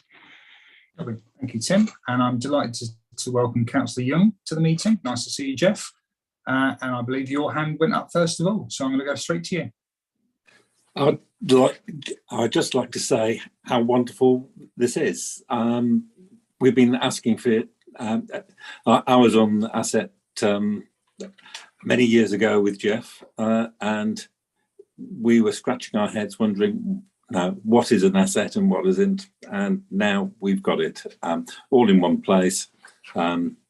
Absolutely brilliant. So thank you, David, and thank you the rest of the team for putting this together. We now know where we are. Thank you. Thank you very much, Jeff. That's very kind of you to say. Councillor Pook, I think it's entirely appropriate to bring you in at this point, because I recall that certainly you and I were both clean shaven before all this started, and you've certainly a bit more advanced than I am. Well, I think, so I just got a puppy crawling all over me. I think for an asset management meeting in 2014, I remember saying just what we want is something we can press beer and tell us what we want and what finances on it. It looks like it can do that. But I do remember one of the problems on finance was that there were 2 sort of systems going. there's operational finance and and then the capital finance. And then with the operational finance, the expenditure through street scene was captured in a different way than the expenditure through the Tim's team. So they would do maintenance on assets, and street scene would have other maintenance things. Are we confident we're collecting all the costs of the assets? Because it's not just the maintenance. One of the things we're wanting to do is identify the cost of the maintenance or the cost of owning that asset. So have we actually captured all the assets, all the asset costs now? And rather than come back later, when we're talking about all the finances for an asset, we're wanting to know the lease costs and things, and the things like, and that would come into things like lease arrangements and concession arrangements. Will those be available, or are they going to just be available to those named people? That's all for now. I might come back again. Thank you. Tim, can I defer to you on those points? Yeah, thank you, Chair. So in terms of the costs, and Simon hasn't put his hand up, might want to come in terms of more of a technical answer, but so I'm just priming Simon now. But in essence, I'm sure I'm stating the obvious here, it's only as good as the information that goes into the system. So some service areas and some specific expenditure gets coded against a particular asset. So if it's coded against a specific asset, then it should be retrieved through these reporting. However, there are other costs that might be, I don't know, I'm using as an example, toilet rolls for toilets for public conveniences. We might not necessarily know the cost per site. So it will be those sorts of costs may well not get picked up. But so Councillor Pook, probably fair to say I wouldn't guarantee it would be perfect at day one, but ultimately we now have a reporting tool, and once this goes live, and obviously it ties into the new financial year, there'll be sort of increasing emphasis, and we'll communicate that out to colleagues to make sure that, look, you do code things in the right way against the right assets, because ultimately members and others will be able to see this data. If it's coded against a particular asset, then I would expect it to show up here. And I'm not, Simon's not sort of jumping up and down saying, so giving me the impression that's not the case, but it is only as good, it relies on people coding against the individual asset.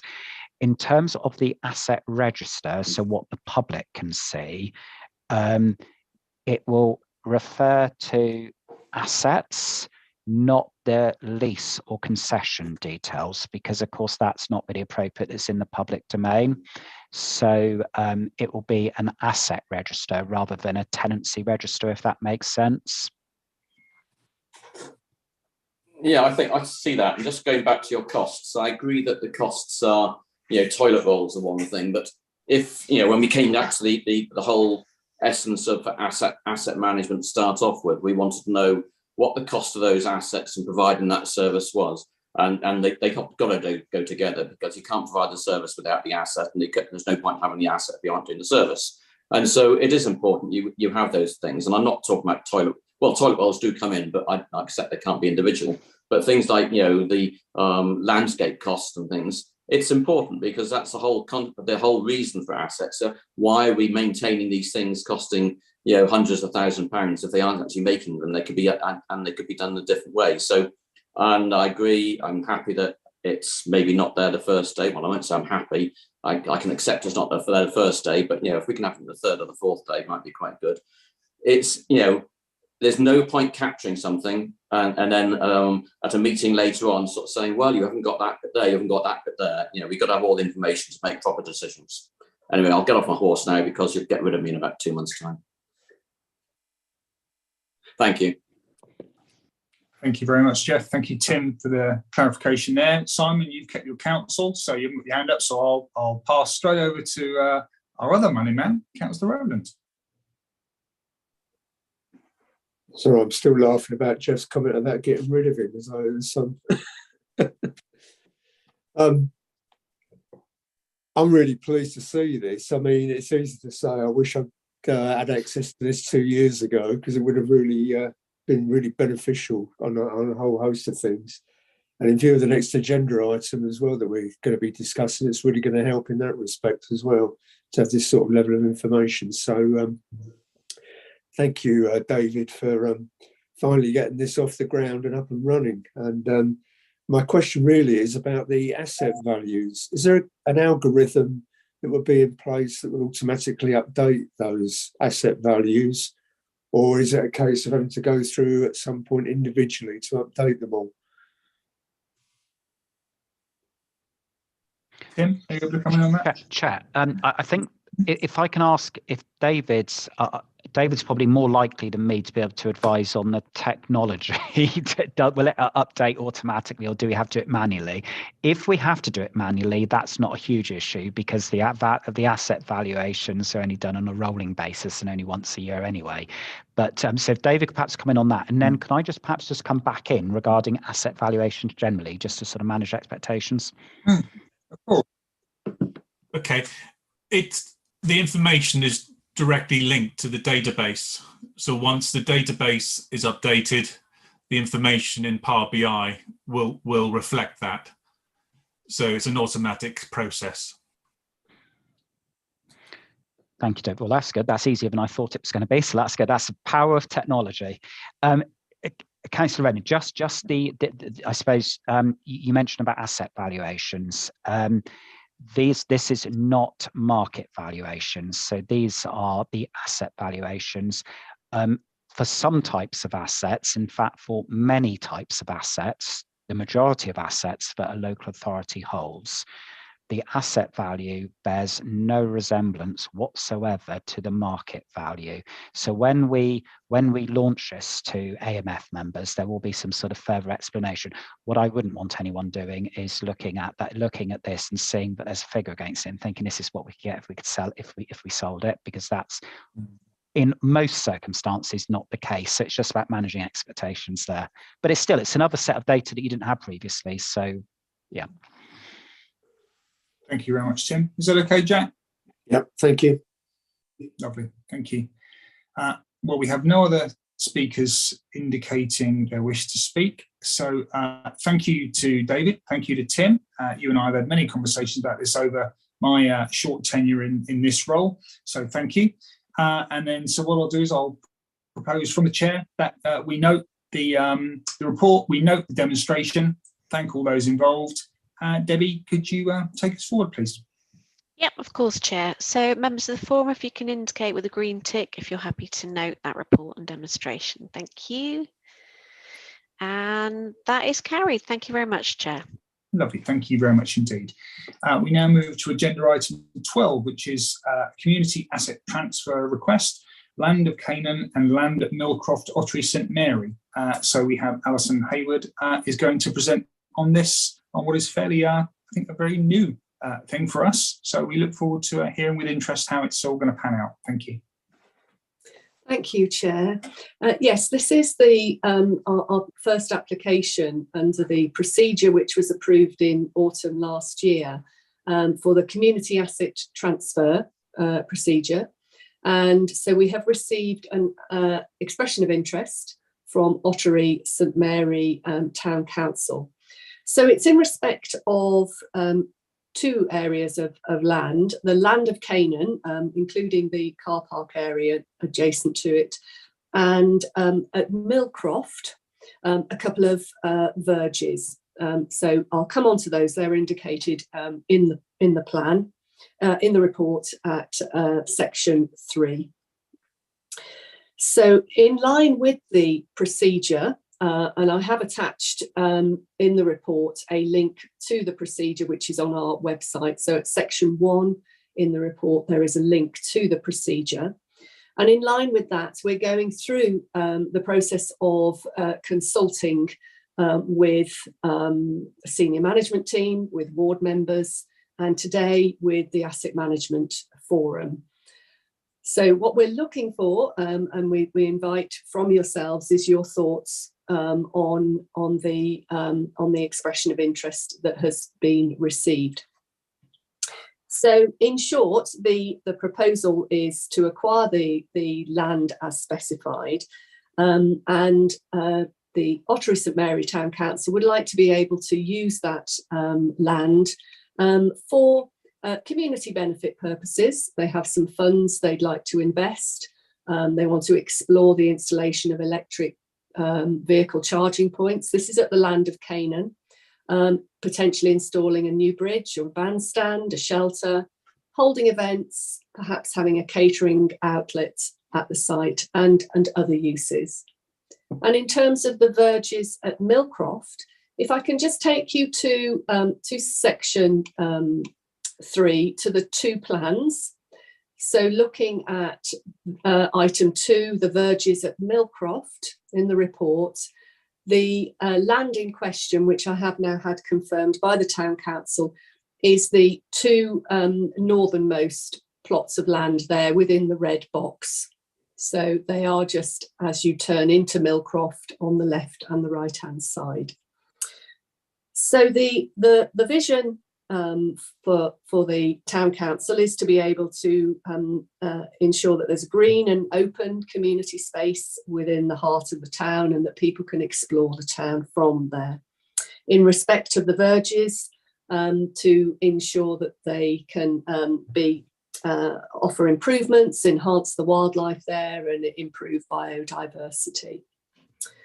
So as part of the consultation, we have consulted with SMT, which ensures that the relevant council services have had the opportunity to offer their comments on the application. And I've set these out at section 4.2 within the report. So just highlighting these and noting the comments. So the car park currently brings in some income to the council, around £25,000. The officers have undertaken a review of electric car charging points for this car park at Land of Canaan, but it was identified to be problematic at this location due to lack of services. So other East Devon car parks have had or are in the process of having electric charging points installed. It could be that relevant services may have the opportunity to work with the Town Council to explore how the outcomes that they're aspiring to could be achieved within the scope of future service plans as an alternative option to transferring ownership of these assets. And in instances where assets are transferred, particularly where there are maintenance aspects, the council would like to be able to consider that there are additional parcels of land or infrastructure that is transferred as well, to ensure that we don't retain expensive maintenance costs of small pockets of assets, for instance. And in relation to capital expenditure, there is currently an approval within the council relating to the replacement of the play area at Land of Canaan. So those are the items highlighted by colleagues. In terms of the next steps, we're collating feedback from the various consultees and from the comments at this meeting, and then a report will be prepared for the portfolio holder of economy and assets, with a recommendation from the Assistant Director for the PAC service. So there are 3 recommendations in the report as highlighted for members to contribute today and to note the content of those recommendations. So hopefully that's enough of an introduction, and I'm happy to take any questions and obviously welcome the thoughts of everybody at the meeting. Thank you. Thank you, Alison.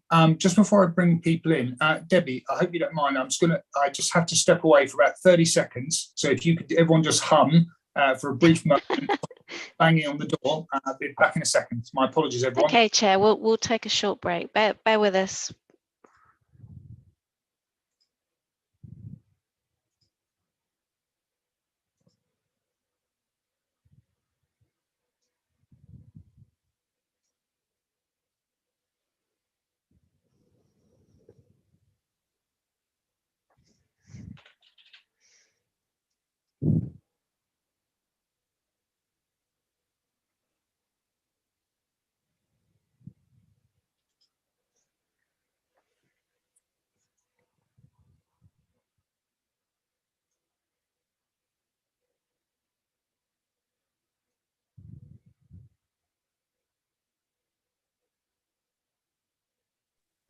My apologies, Debbie.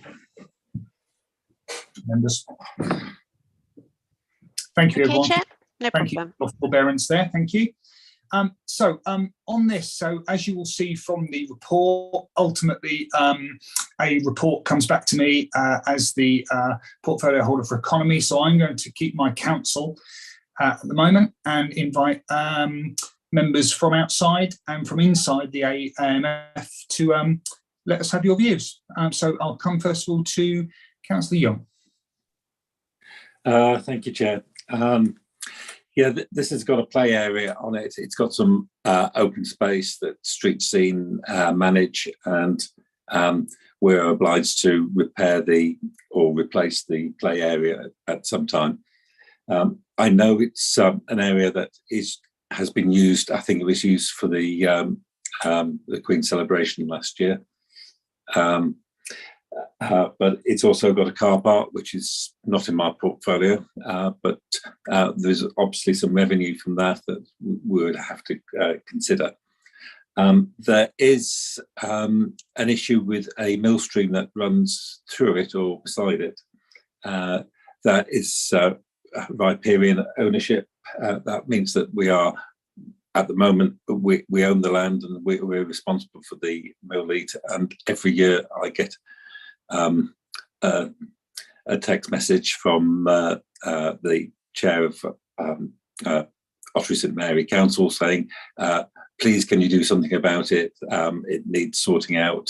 We need to get engineers in to repair this and repair that. So there is a cost involved in that mill lead, and it would be nice to get rid of that and pass it over to the Ottery St Mary Council. They're taking some of our assets, and they're also taking over some of our responsibilities. And hopefully we can come to an agreement that it will be a benefit for Ottery St Mary and a benefit to us as well. Thank you.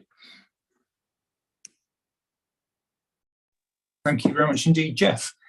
Before I, let me look on the list. Give me a second.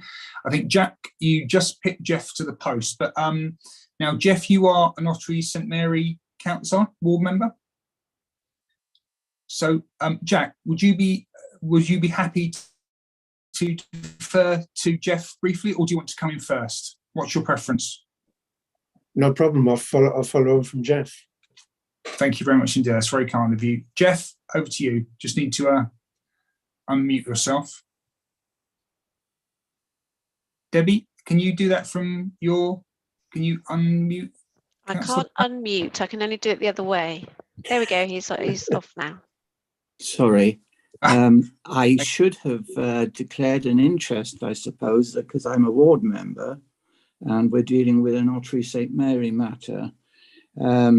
Which would be an effects NRI, I believe. So could I just put that on the record, please? Yes, of course, Jeff. I've got that down. Thank you. Thank you. Right. Well, the first site to look at is the land of Canaan. It's shown edged red on the plan, and it's including at the moment the car park. The green area, though, is a parkland and is very popular with residents in the town. And I'm all in favour of this being transferred to the council. And the problems which have been outlined by the other Jeff regarding the mill leat are well known and will need to be dealt with in the future. So there are lots of costs going to be involved in this, but the district council would I think be happy to get rid of this park. The only point which does concern me is the land which at the moment contains the children's playground. I see that's not included in the red line, and the notes do say that currently an approval for capital expenditure by the council relating to the replacement of the play area at the Land of Canaan. So I'm not sure the reason why it's being replaced, and perhaps Alison would be kind enough to give me more details on that. I don't know whether she'd like to do this now or after I finish altogether. Pause for an answer on that, please. Alison, can I invite you to come back on that particular point? Yes, thank you, Chair. Thank you, Councillor Pratt. I imagine, and because I don't know, I am not a party to those kind of decisions and discussions regarding repairs required on play facilities, but I imagine it's at a point in its life cycle where it is requiring replacement due to its condition and to ensure reduced maintenance costs. So it's just in its life cycle of time to be replaced, I imagine. Further details could be identified about that, for instance, from our engineering team, if you would like me to do so. Yeah. Thank you, Alison. I did a site visit a few days ago, and the play equipment clearly needs to be replaced. But why is it kept outside the red line? Because once the play area has been refurbished for the equipment, surely that would then come back into the red line, wouldn't it? Chair, do you wish me to answer that? Yes, please. I think I have my own thoughts on this, but I welcome your insight on this. Thank you. Well, the applicant has identified the land, and they didn't include the play area within the land area to acquire. So that will be why it sits outside of that. So the town council didn't include that. That's what you're saying. Yeah, that's correct. Because it's a sizable piece of land, and I would have thought a play area would be something which would be needed in a park. I may be wrong. We'll have to see what happens. Because have you discussed this with the town council? No, not at this point in time. Right. Because we are dealing with the application that the town council has put forward. Yes. So we respond to what they come forward with in terms of what they want to acquire. Yeah, fair enough. I understand. Okay, we'll leave that point then, but it's one which I think is would need to be clarified perhaps.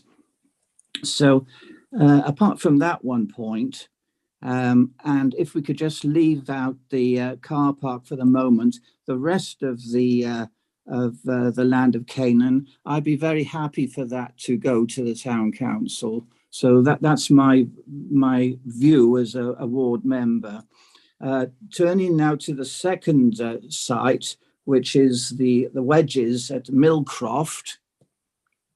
I believe they are interested in the two main parcels of land, which are shown on the plan.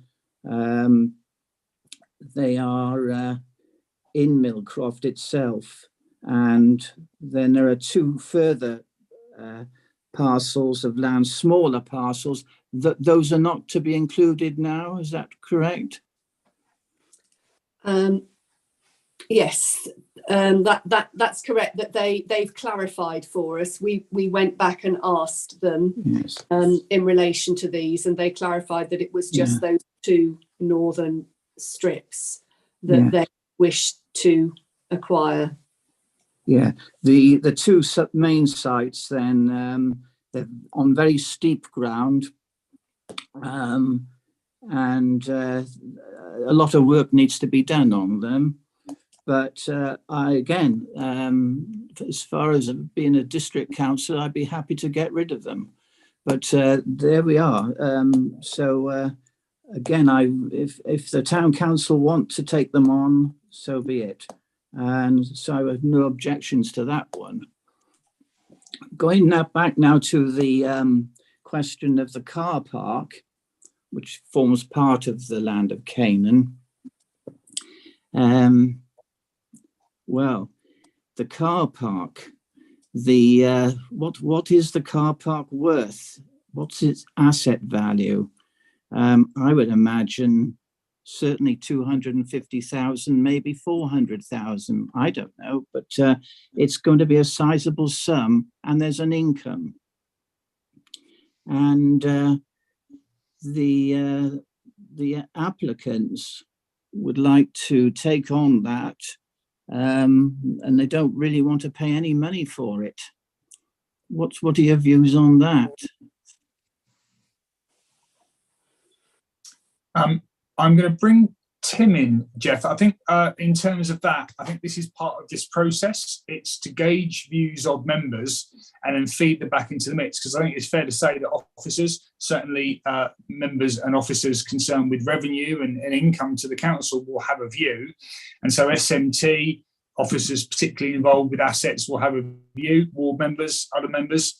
And I think that's where this process is an ongoing discussion, and ultimately it will come to a report. And I think it was mentioned earlier, Councillor Young mentioned the valid point that yes, there are incomes, but also there's a significant amount of their outgoings that the district council has to consider as part of its obligations. But I'm going to ask, if I may, Jeff, just briefly to bring Tim in, because I know Tim wishes to speak as the officer involved in this.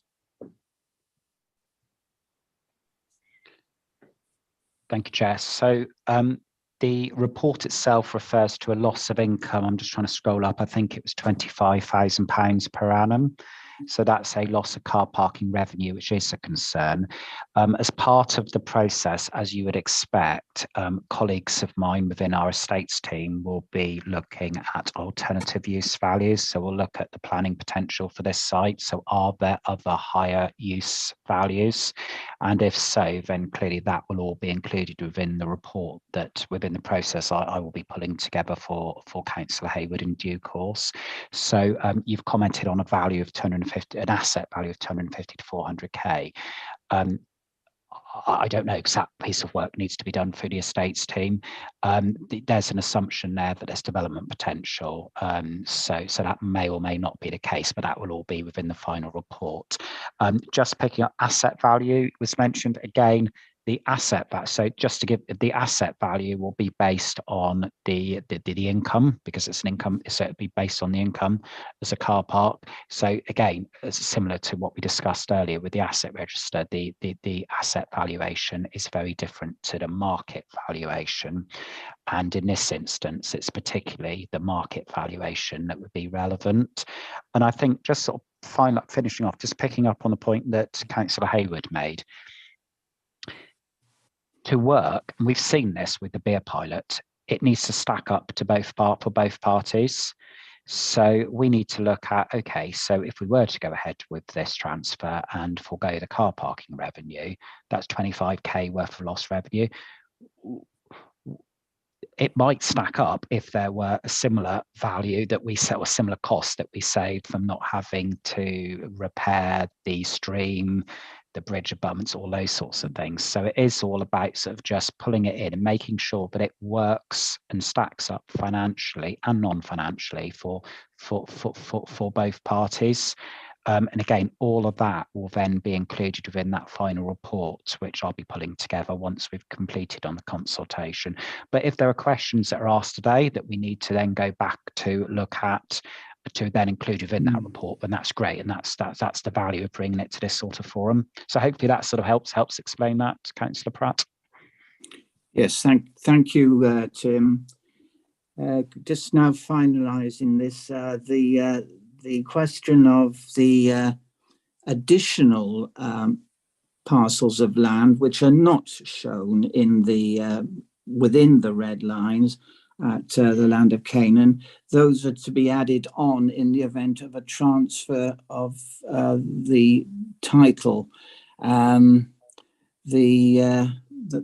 is the land which leads to the bridges at the Land of Canaan. and towards down to the Tumbling Weir. I'm not sure again whether the town council are aware of that, but these items, I can understand why the council want to add these on, and the same with the verges at Millcroft.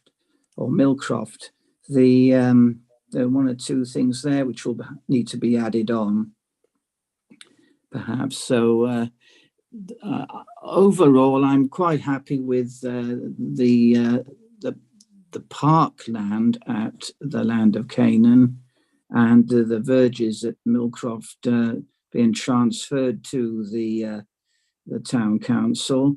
I have reservations at the moment about the car park, though.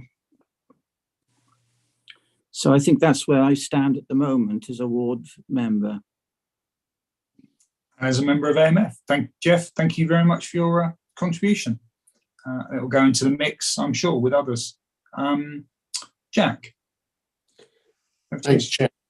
Well, as a current finance portfolio holder, you probably expect me to say what I'm going to say next, which is first thing that strikes me, of course, is the income from the car park and the expectations of Osprey St Mary not paying anything at all. So I suppose the question, I'm not familiar with this car park, I've got to admit. I'm just wondering the actual state of it at the moment and where it might be in the case of being in the pipeline for any maintenance work that's needed there anyway. So I think that needs to be put into the equation to know exactly what the state of it is and where it falls in the maintenance script schedule. Because obviously if that's going to be quite a big cost to the council, that's something to be built into the equation to consider. I assume that the blue crossing on the Hatch Crossing is the playground area, is it? Yes. Yeah, Jeff's nodding yes, so thank you. Which begs the question, is it just the fact that the town council don't wish to take that over because of what they know in terms of ongoing maintenance costs for that area? So again, without knowing off the top of my head where that falls in the schedule of maintenance work or replacement works that are needed, again, it's something else to build into the equation that needs to be considered. I seem to recall as well when Jeff Young mentioned about the Millstream leads that we'd already agreed a capital cost for making a replacement there for a more permanent solution to that. But perhaps my memory's playing tricks with me, so I might be wrong on that. But if somebody can remind me on that, I'd be grateful. Thanks. Thank you, Jack. Do any officers want to come back on that specific point from Jack before we go to Councillor Young on the capital allocations for the Mill Leap?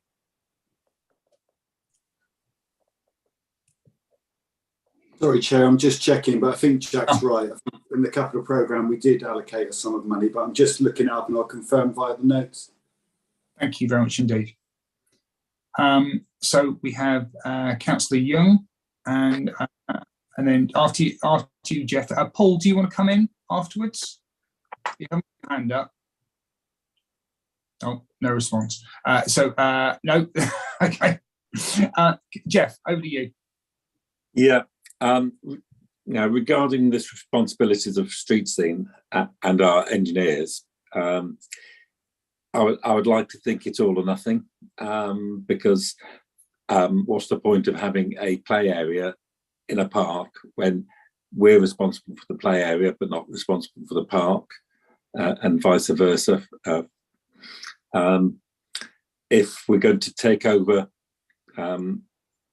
if they're going to take over certain parts of the park but not the difficult bits to manage, that seems nonsensical. I would like to think that it would remove our requirement to attend there at any time. Now, just to get a mower out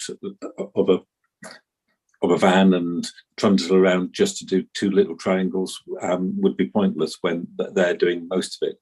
So there's all those sort of things that need to be taken into account. And also the other thing to take into account is, there's play assets there. We would like them to be continued, obviously. And we also have the knowledge that they need to be replaced at a specific time, or else they're not safe, etc. So all of that needs to be put into the melting pot and stirred away, and hopefully we can all come up with a suitable meal for two. Thank you. Thank you very much indeed, Jeff. And again, so I think all of those factors will be put into the mix, as you say, from one Jeff to another. Councillor Pope.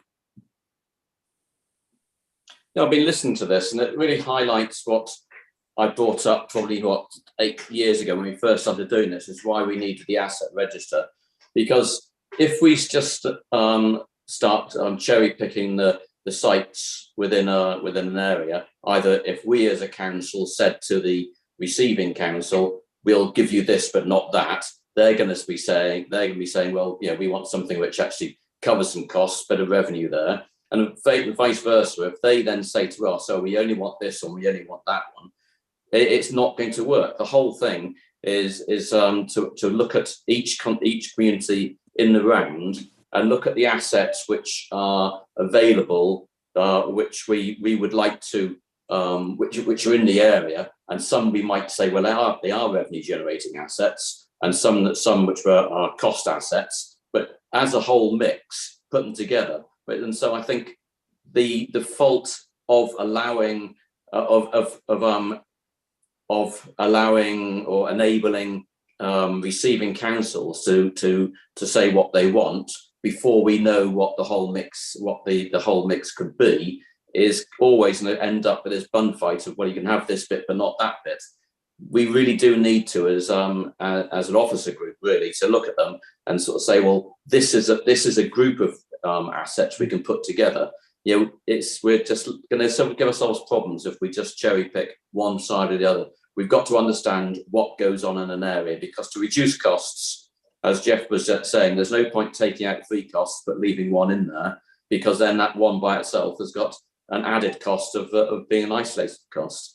So it all feeds into the reason of having an asset schedule, so register, so you can really understand what you're doing, what the benefits are, and you aren't just doing piecemeal work, you're planning it strategically. So it's just a bit of an aside, but this is our first, beer was our first pilot, and we actually did do it by saying all the assets, except for the beach. And this is the first one to come forward. We've already come up with a problem of, which bits do we let them have? So it's a lot bigger problem just asking people what they want. Thank you. Thank you, Jeff. And as I'm sure you appreciate, it's an opportunity. Let's be positive. It's an opportunity for a solution, and I'm sure we can overcome it. And as Alison says, we will go back. It's part of an ongoing process, and I'm sure there'll be ongoing dialogue with the town council on exactly the points you've made. You're dead right. It's an opportunity, and like in any business deal, a business deal is only a good business deal if both sides come away happy, thinking they've got what they want, and they know they've got to give up bits, but on the whole, they're happy with what they've got.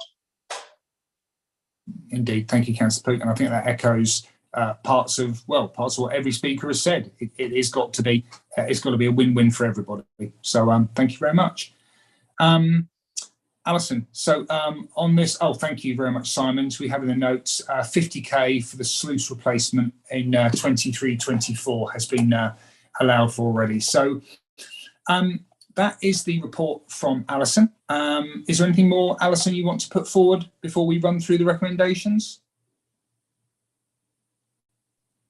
No, thank you, Chair. I think I've covered everything. Thank you.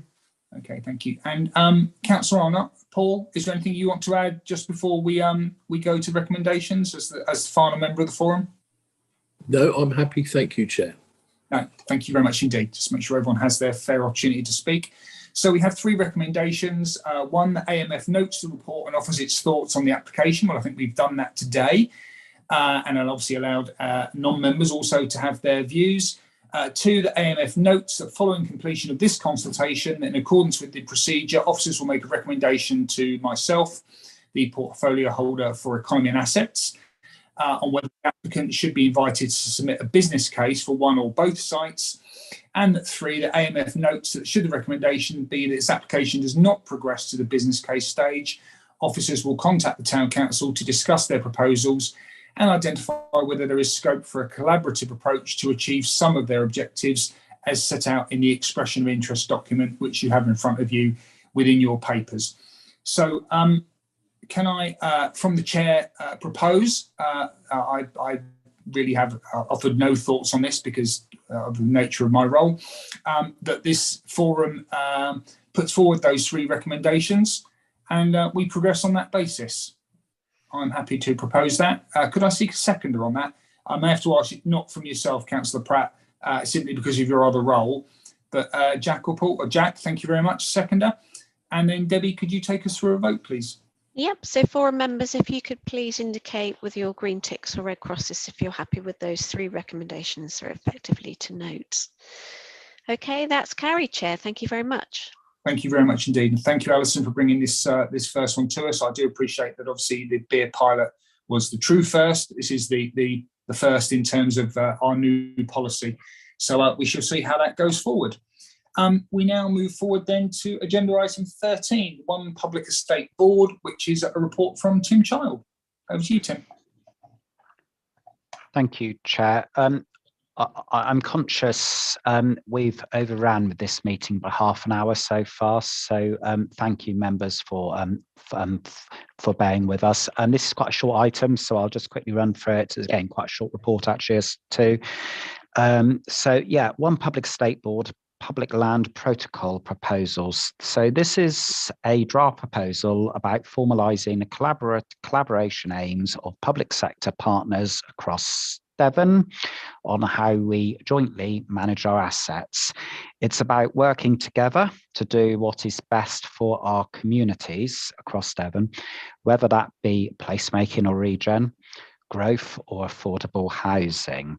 So in effect, it's about public sector bodies stepping back and looking at what is the best thing to do together, rather than solely looking at their own immediate benefits and immediate objectives, which could well be, for example, getting a capital receipt from disposing of an asset. So let's just take an example. So we might, an authority, so let's say Devon County may well have a surplus asset, let's just say in Exmouth. They might be looking to dispose of that asset. And the easy thing to do could be, well, let's market it, let's get the highest capital receipt. But perhaps in terms of working with other public sector partners around Exmouth, I'm just using Exmouth as an example, it could be anywhere within East Devon, we might jointly come to conclusion, actually, that's a valuable asset because of where it is. It's located, let's just say, next to an East Devon District Council asset or another public sector asset, or indeed private sector asset that's about to come to the market. And it might be that together we come to conclusion, actually, it is better to look at the bigger picture and to do some things slightly differently. So it's about communication. It's really about communication and working together for the bigger good. So that's an example, and there could be lots of examples all across the district.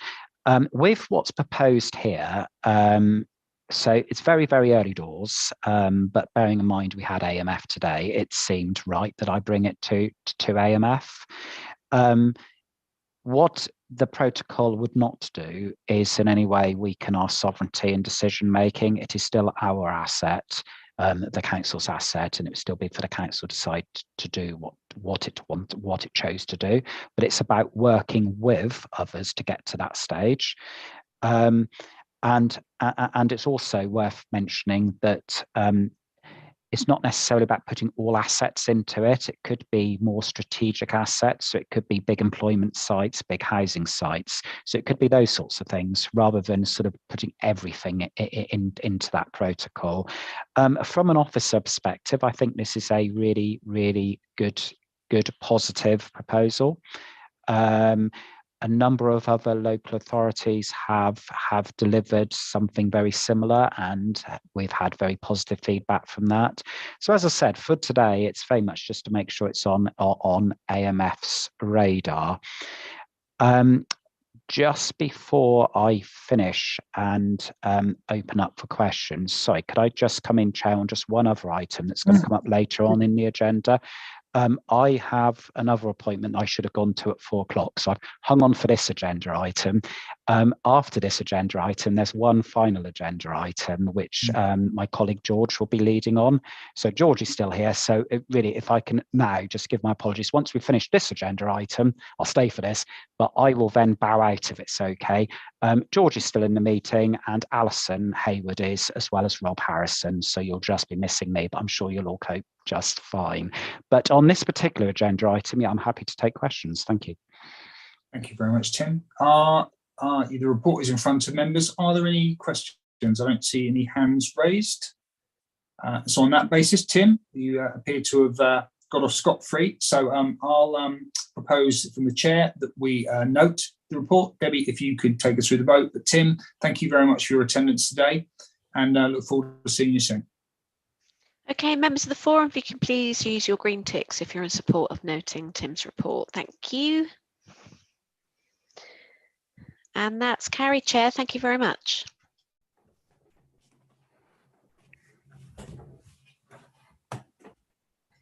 Lovely. Thank you very much indeed. And so now we move to agenda item 14. And straight away, without any other delay, George, over to you. Hi, everyone. Thank you, Chair. Basically, this report is just basically an update on the work the team has been doing for the last few months. Basically, we refer here to the previous reports that we've had. The last one, it was in November. Okay, so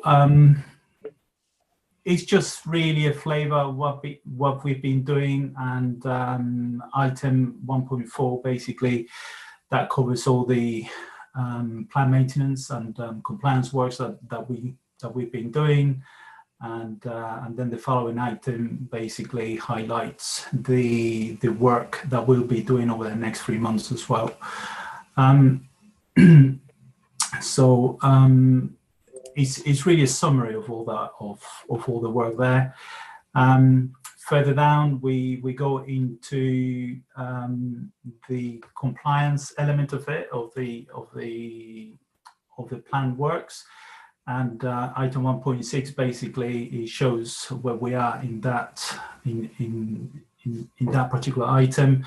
At the moment, we are 92% compliant. This was basically run up till the end of February. So 92% compliant, warning, it was 1% and overdue 7%. I had a look at this today. Today we are 94% compliant and overdue 5% and warning 1%. So it's constantly changing and improving. At the bottom of that graph over there, I basically highlighted the previous status, okay, which was 90% compliant and 3% warning and 7% overdue.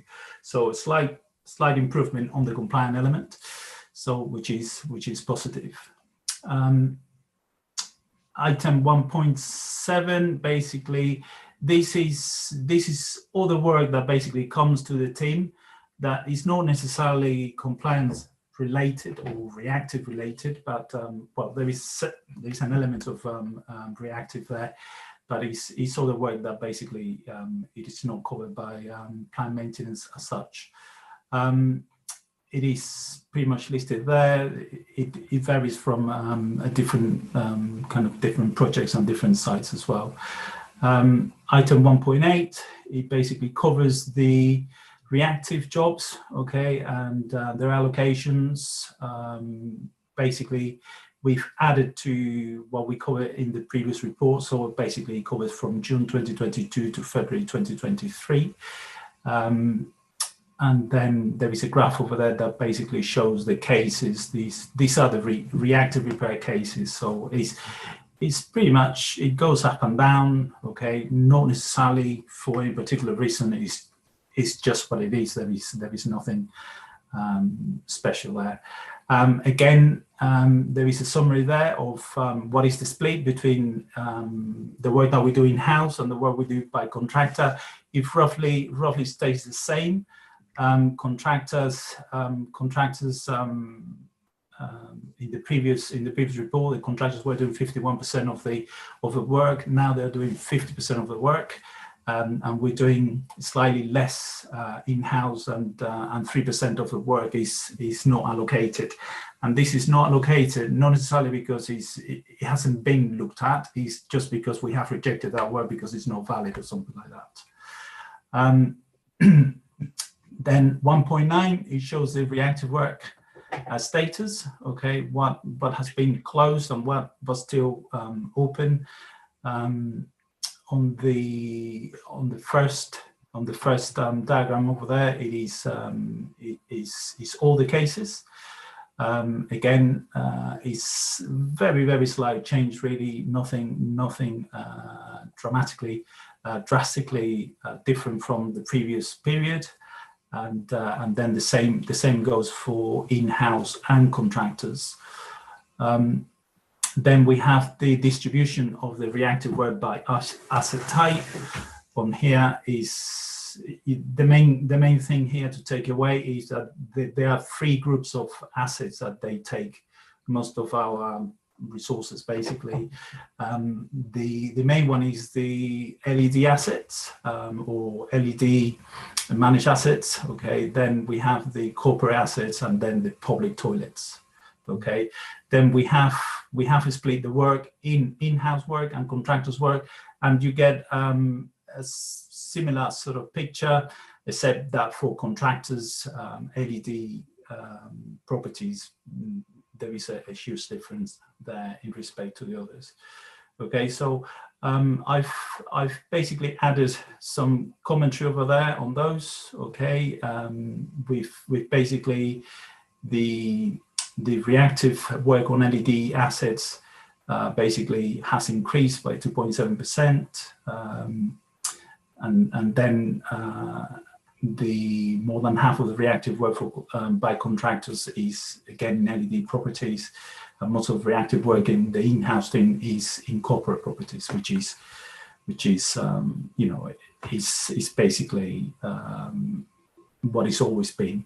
Okay, so no change there. It's just a slight increase. Item 1.11, this is the distribution of the reactive work by property.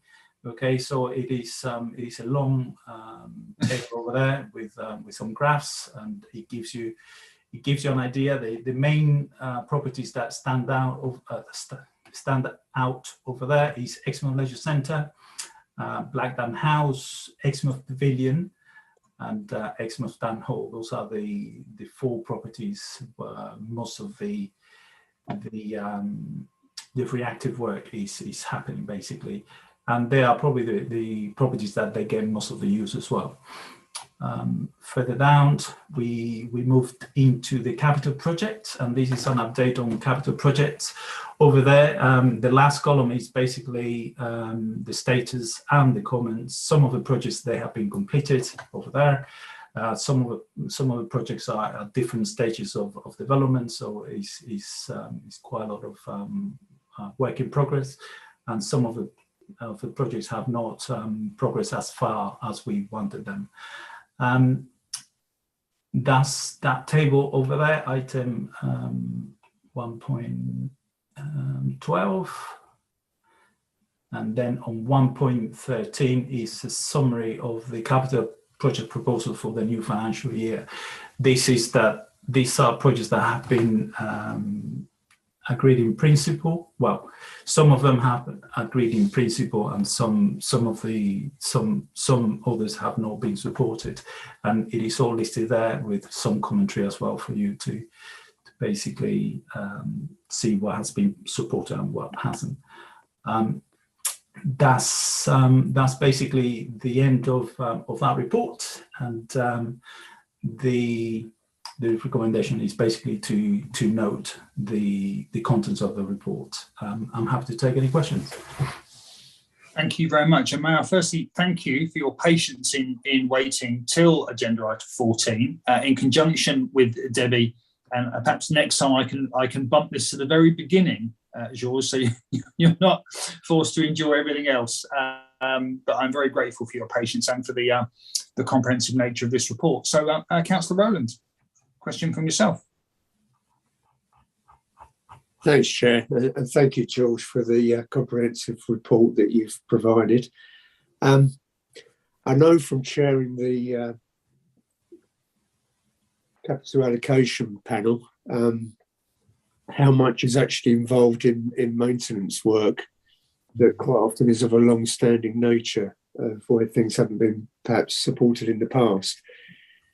Is it fair to say now, as an overall view, that every maintenance issue for an East Devon asset has actually been identified now?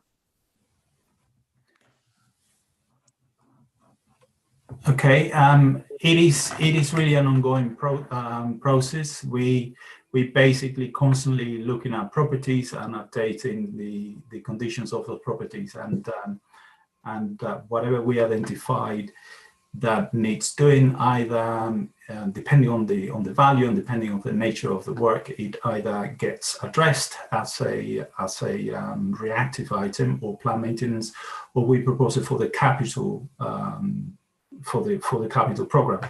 Okay, so it's an ongoing task. Some of the items, they are items that get picked up during routine maintenance. Okay, that's why the planned maintenance is really important for us. Okay, we could, from the reports, we could pick up certain items that we know that they are on the way out, and therefore we either, depending on the urgency, we either do it straight away, or basically propose a full capital funding. So it is an ongoing asset. We do try to keep on top of it, and we keep all the buildings open. Really, it's really hardly any buildings that we have to close because there is a maintenance issues. Okay, we always find a way around to keeping them open and running. Yeah, thanks, George. I do appreciate, obviously, that maintenance is an ongoing issue. But I suppose a number of us, I'll use an example, when we found out about the Exmouth Tennis Centre and the problems with the roof and the cost that's now going to be incurred on that those issues had been known for some time about the leaks in the roof. So really, I hope there's no more surprises that are going to emerge like that, where something hasn't happened in the past when it should have done. On that item, obviously there were issues there from the moment the roof was the building was built. There were leaks over there, and that could happen in certain buildings. It doesn't mean that the building is leaking constantly. It leaks probably, it depends on what the weather is doing, if it's blowing for some duration and that sort of thing. So it is not an ongoing kind of issue.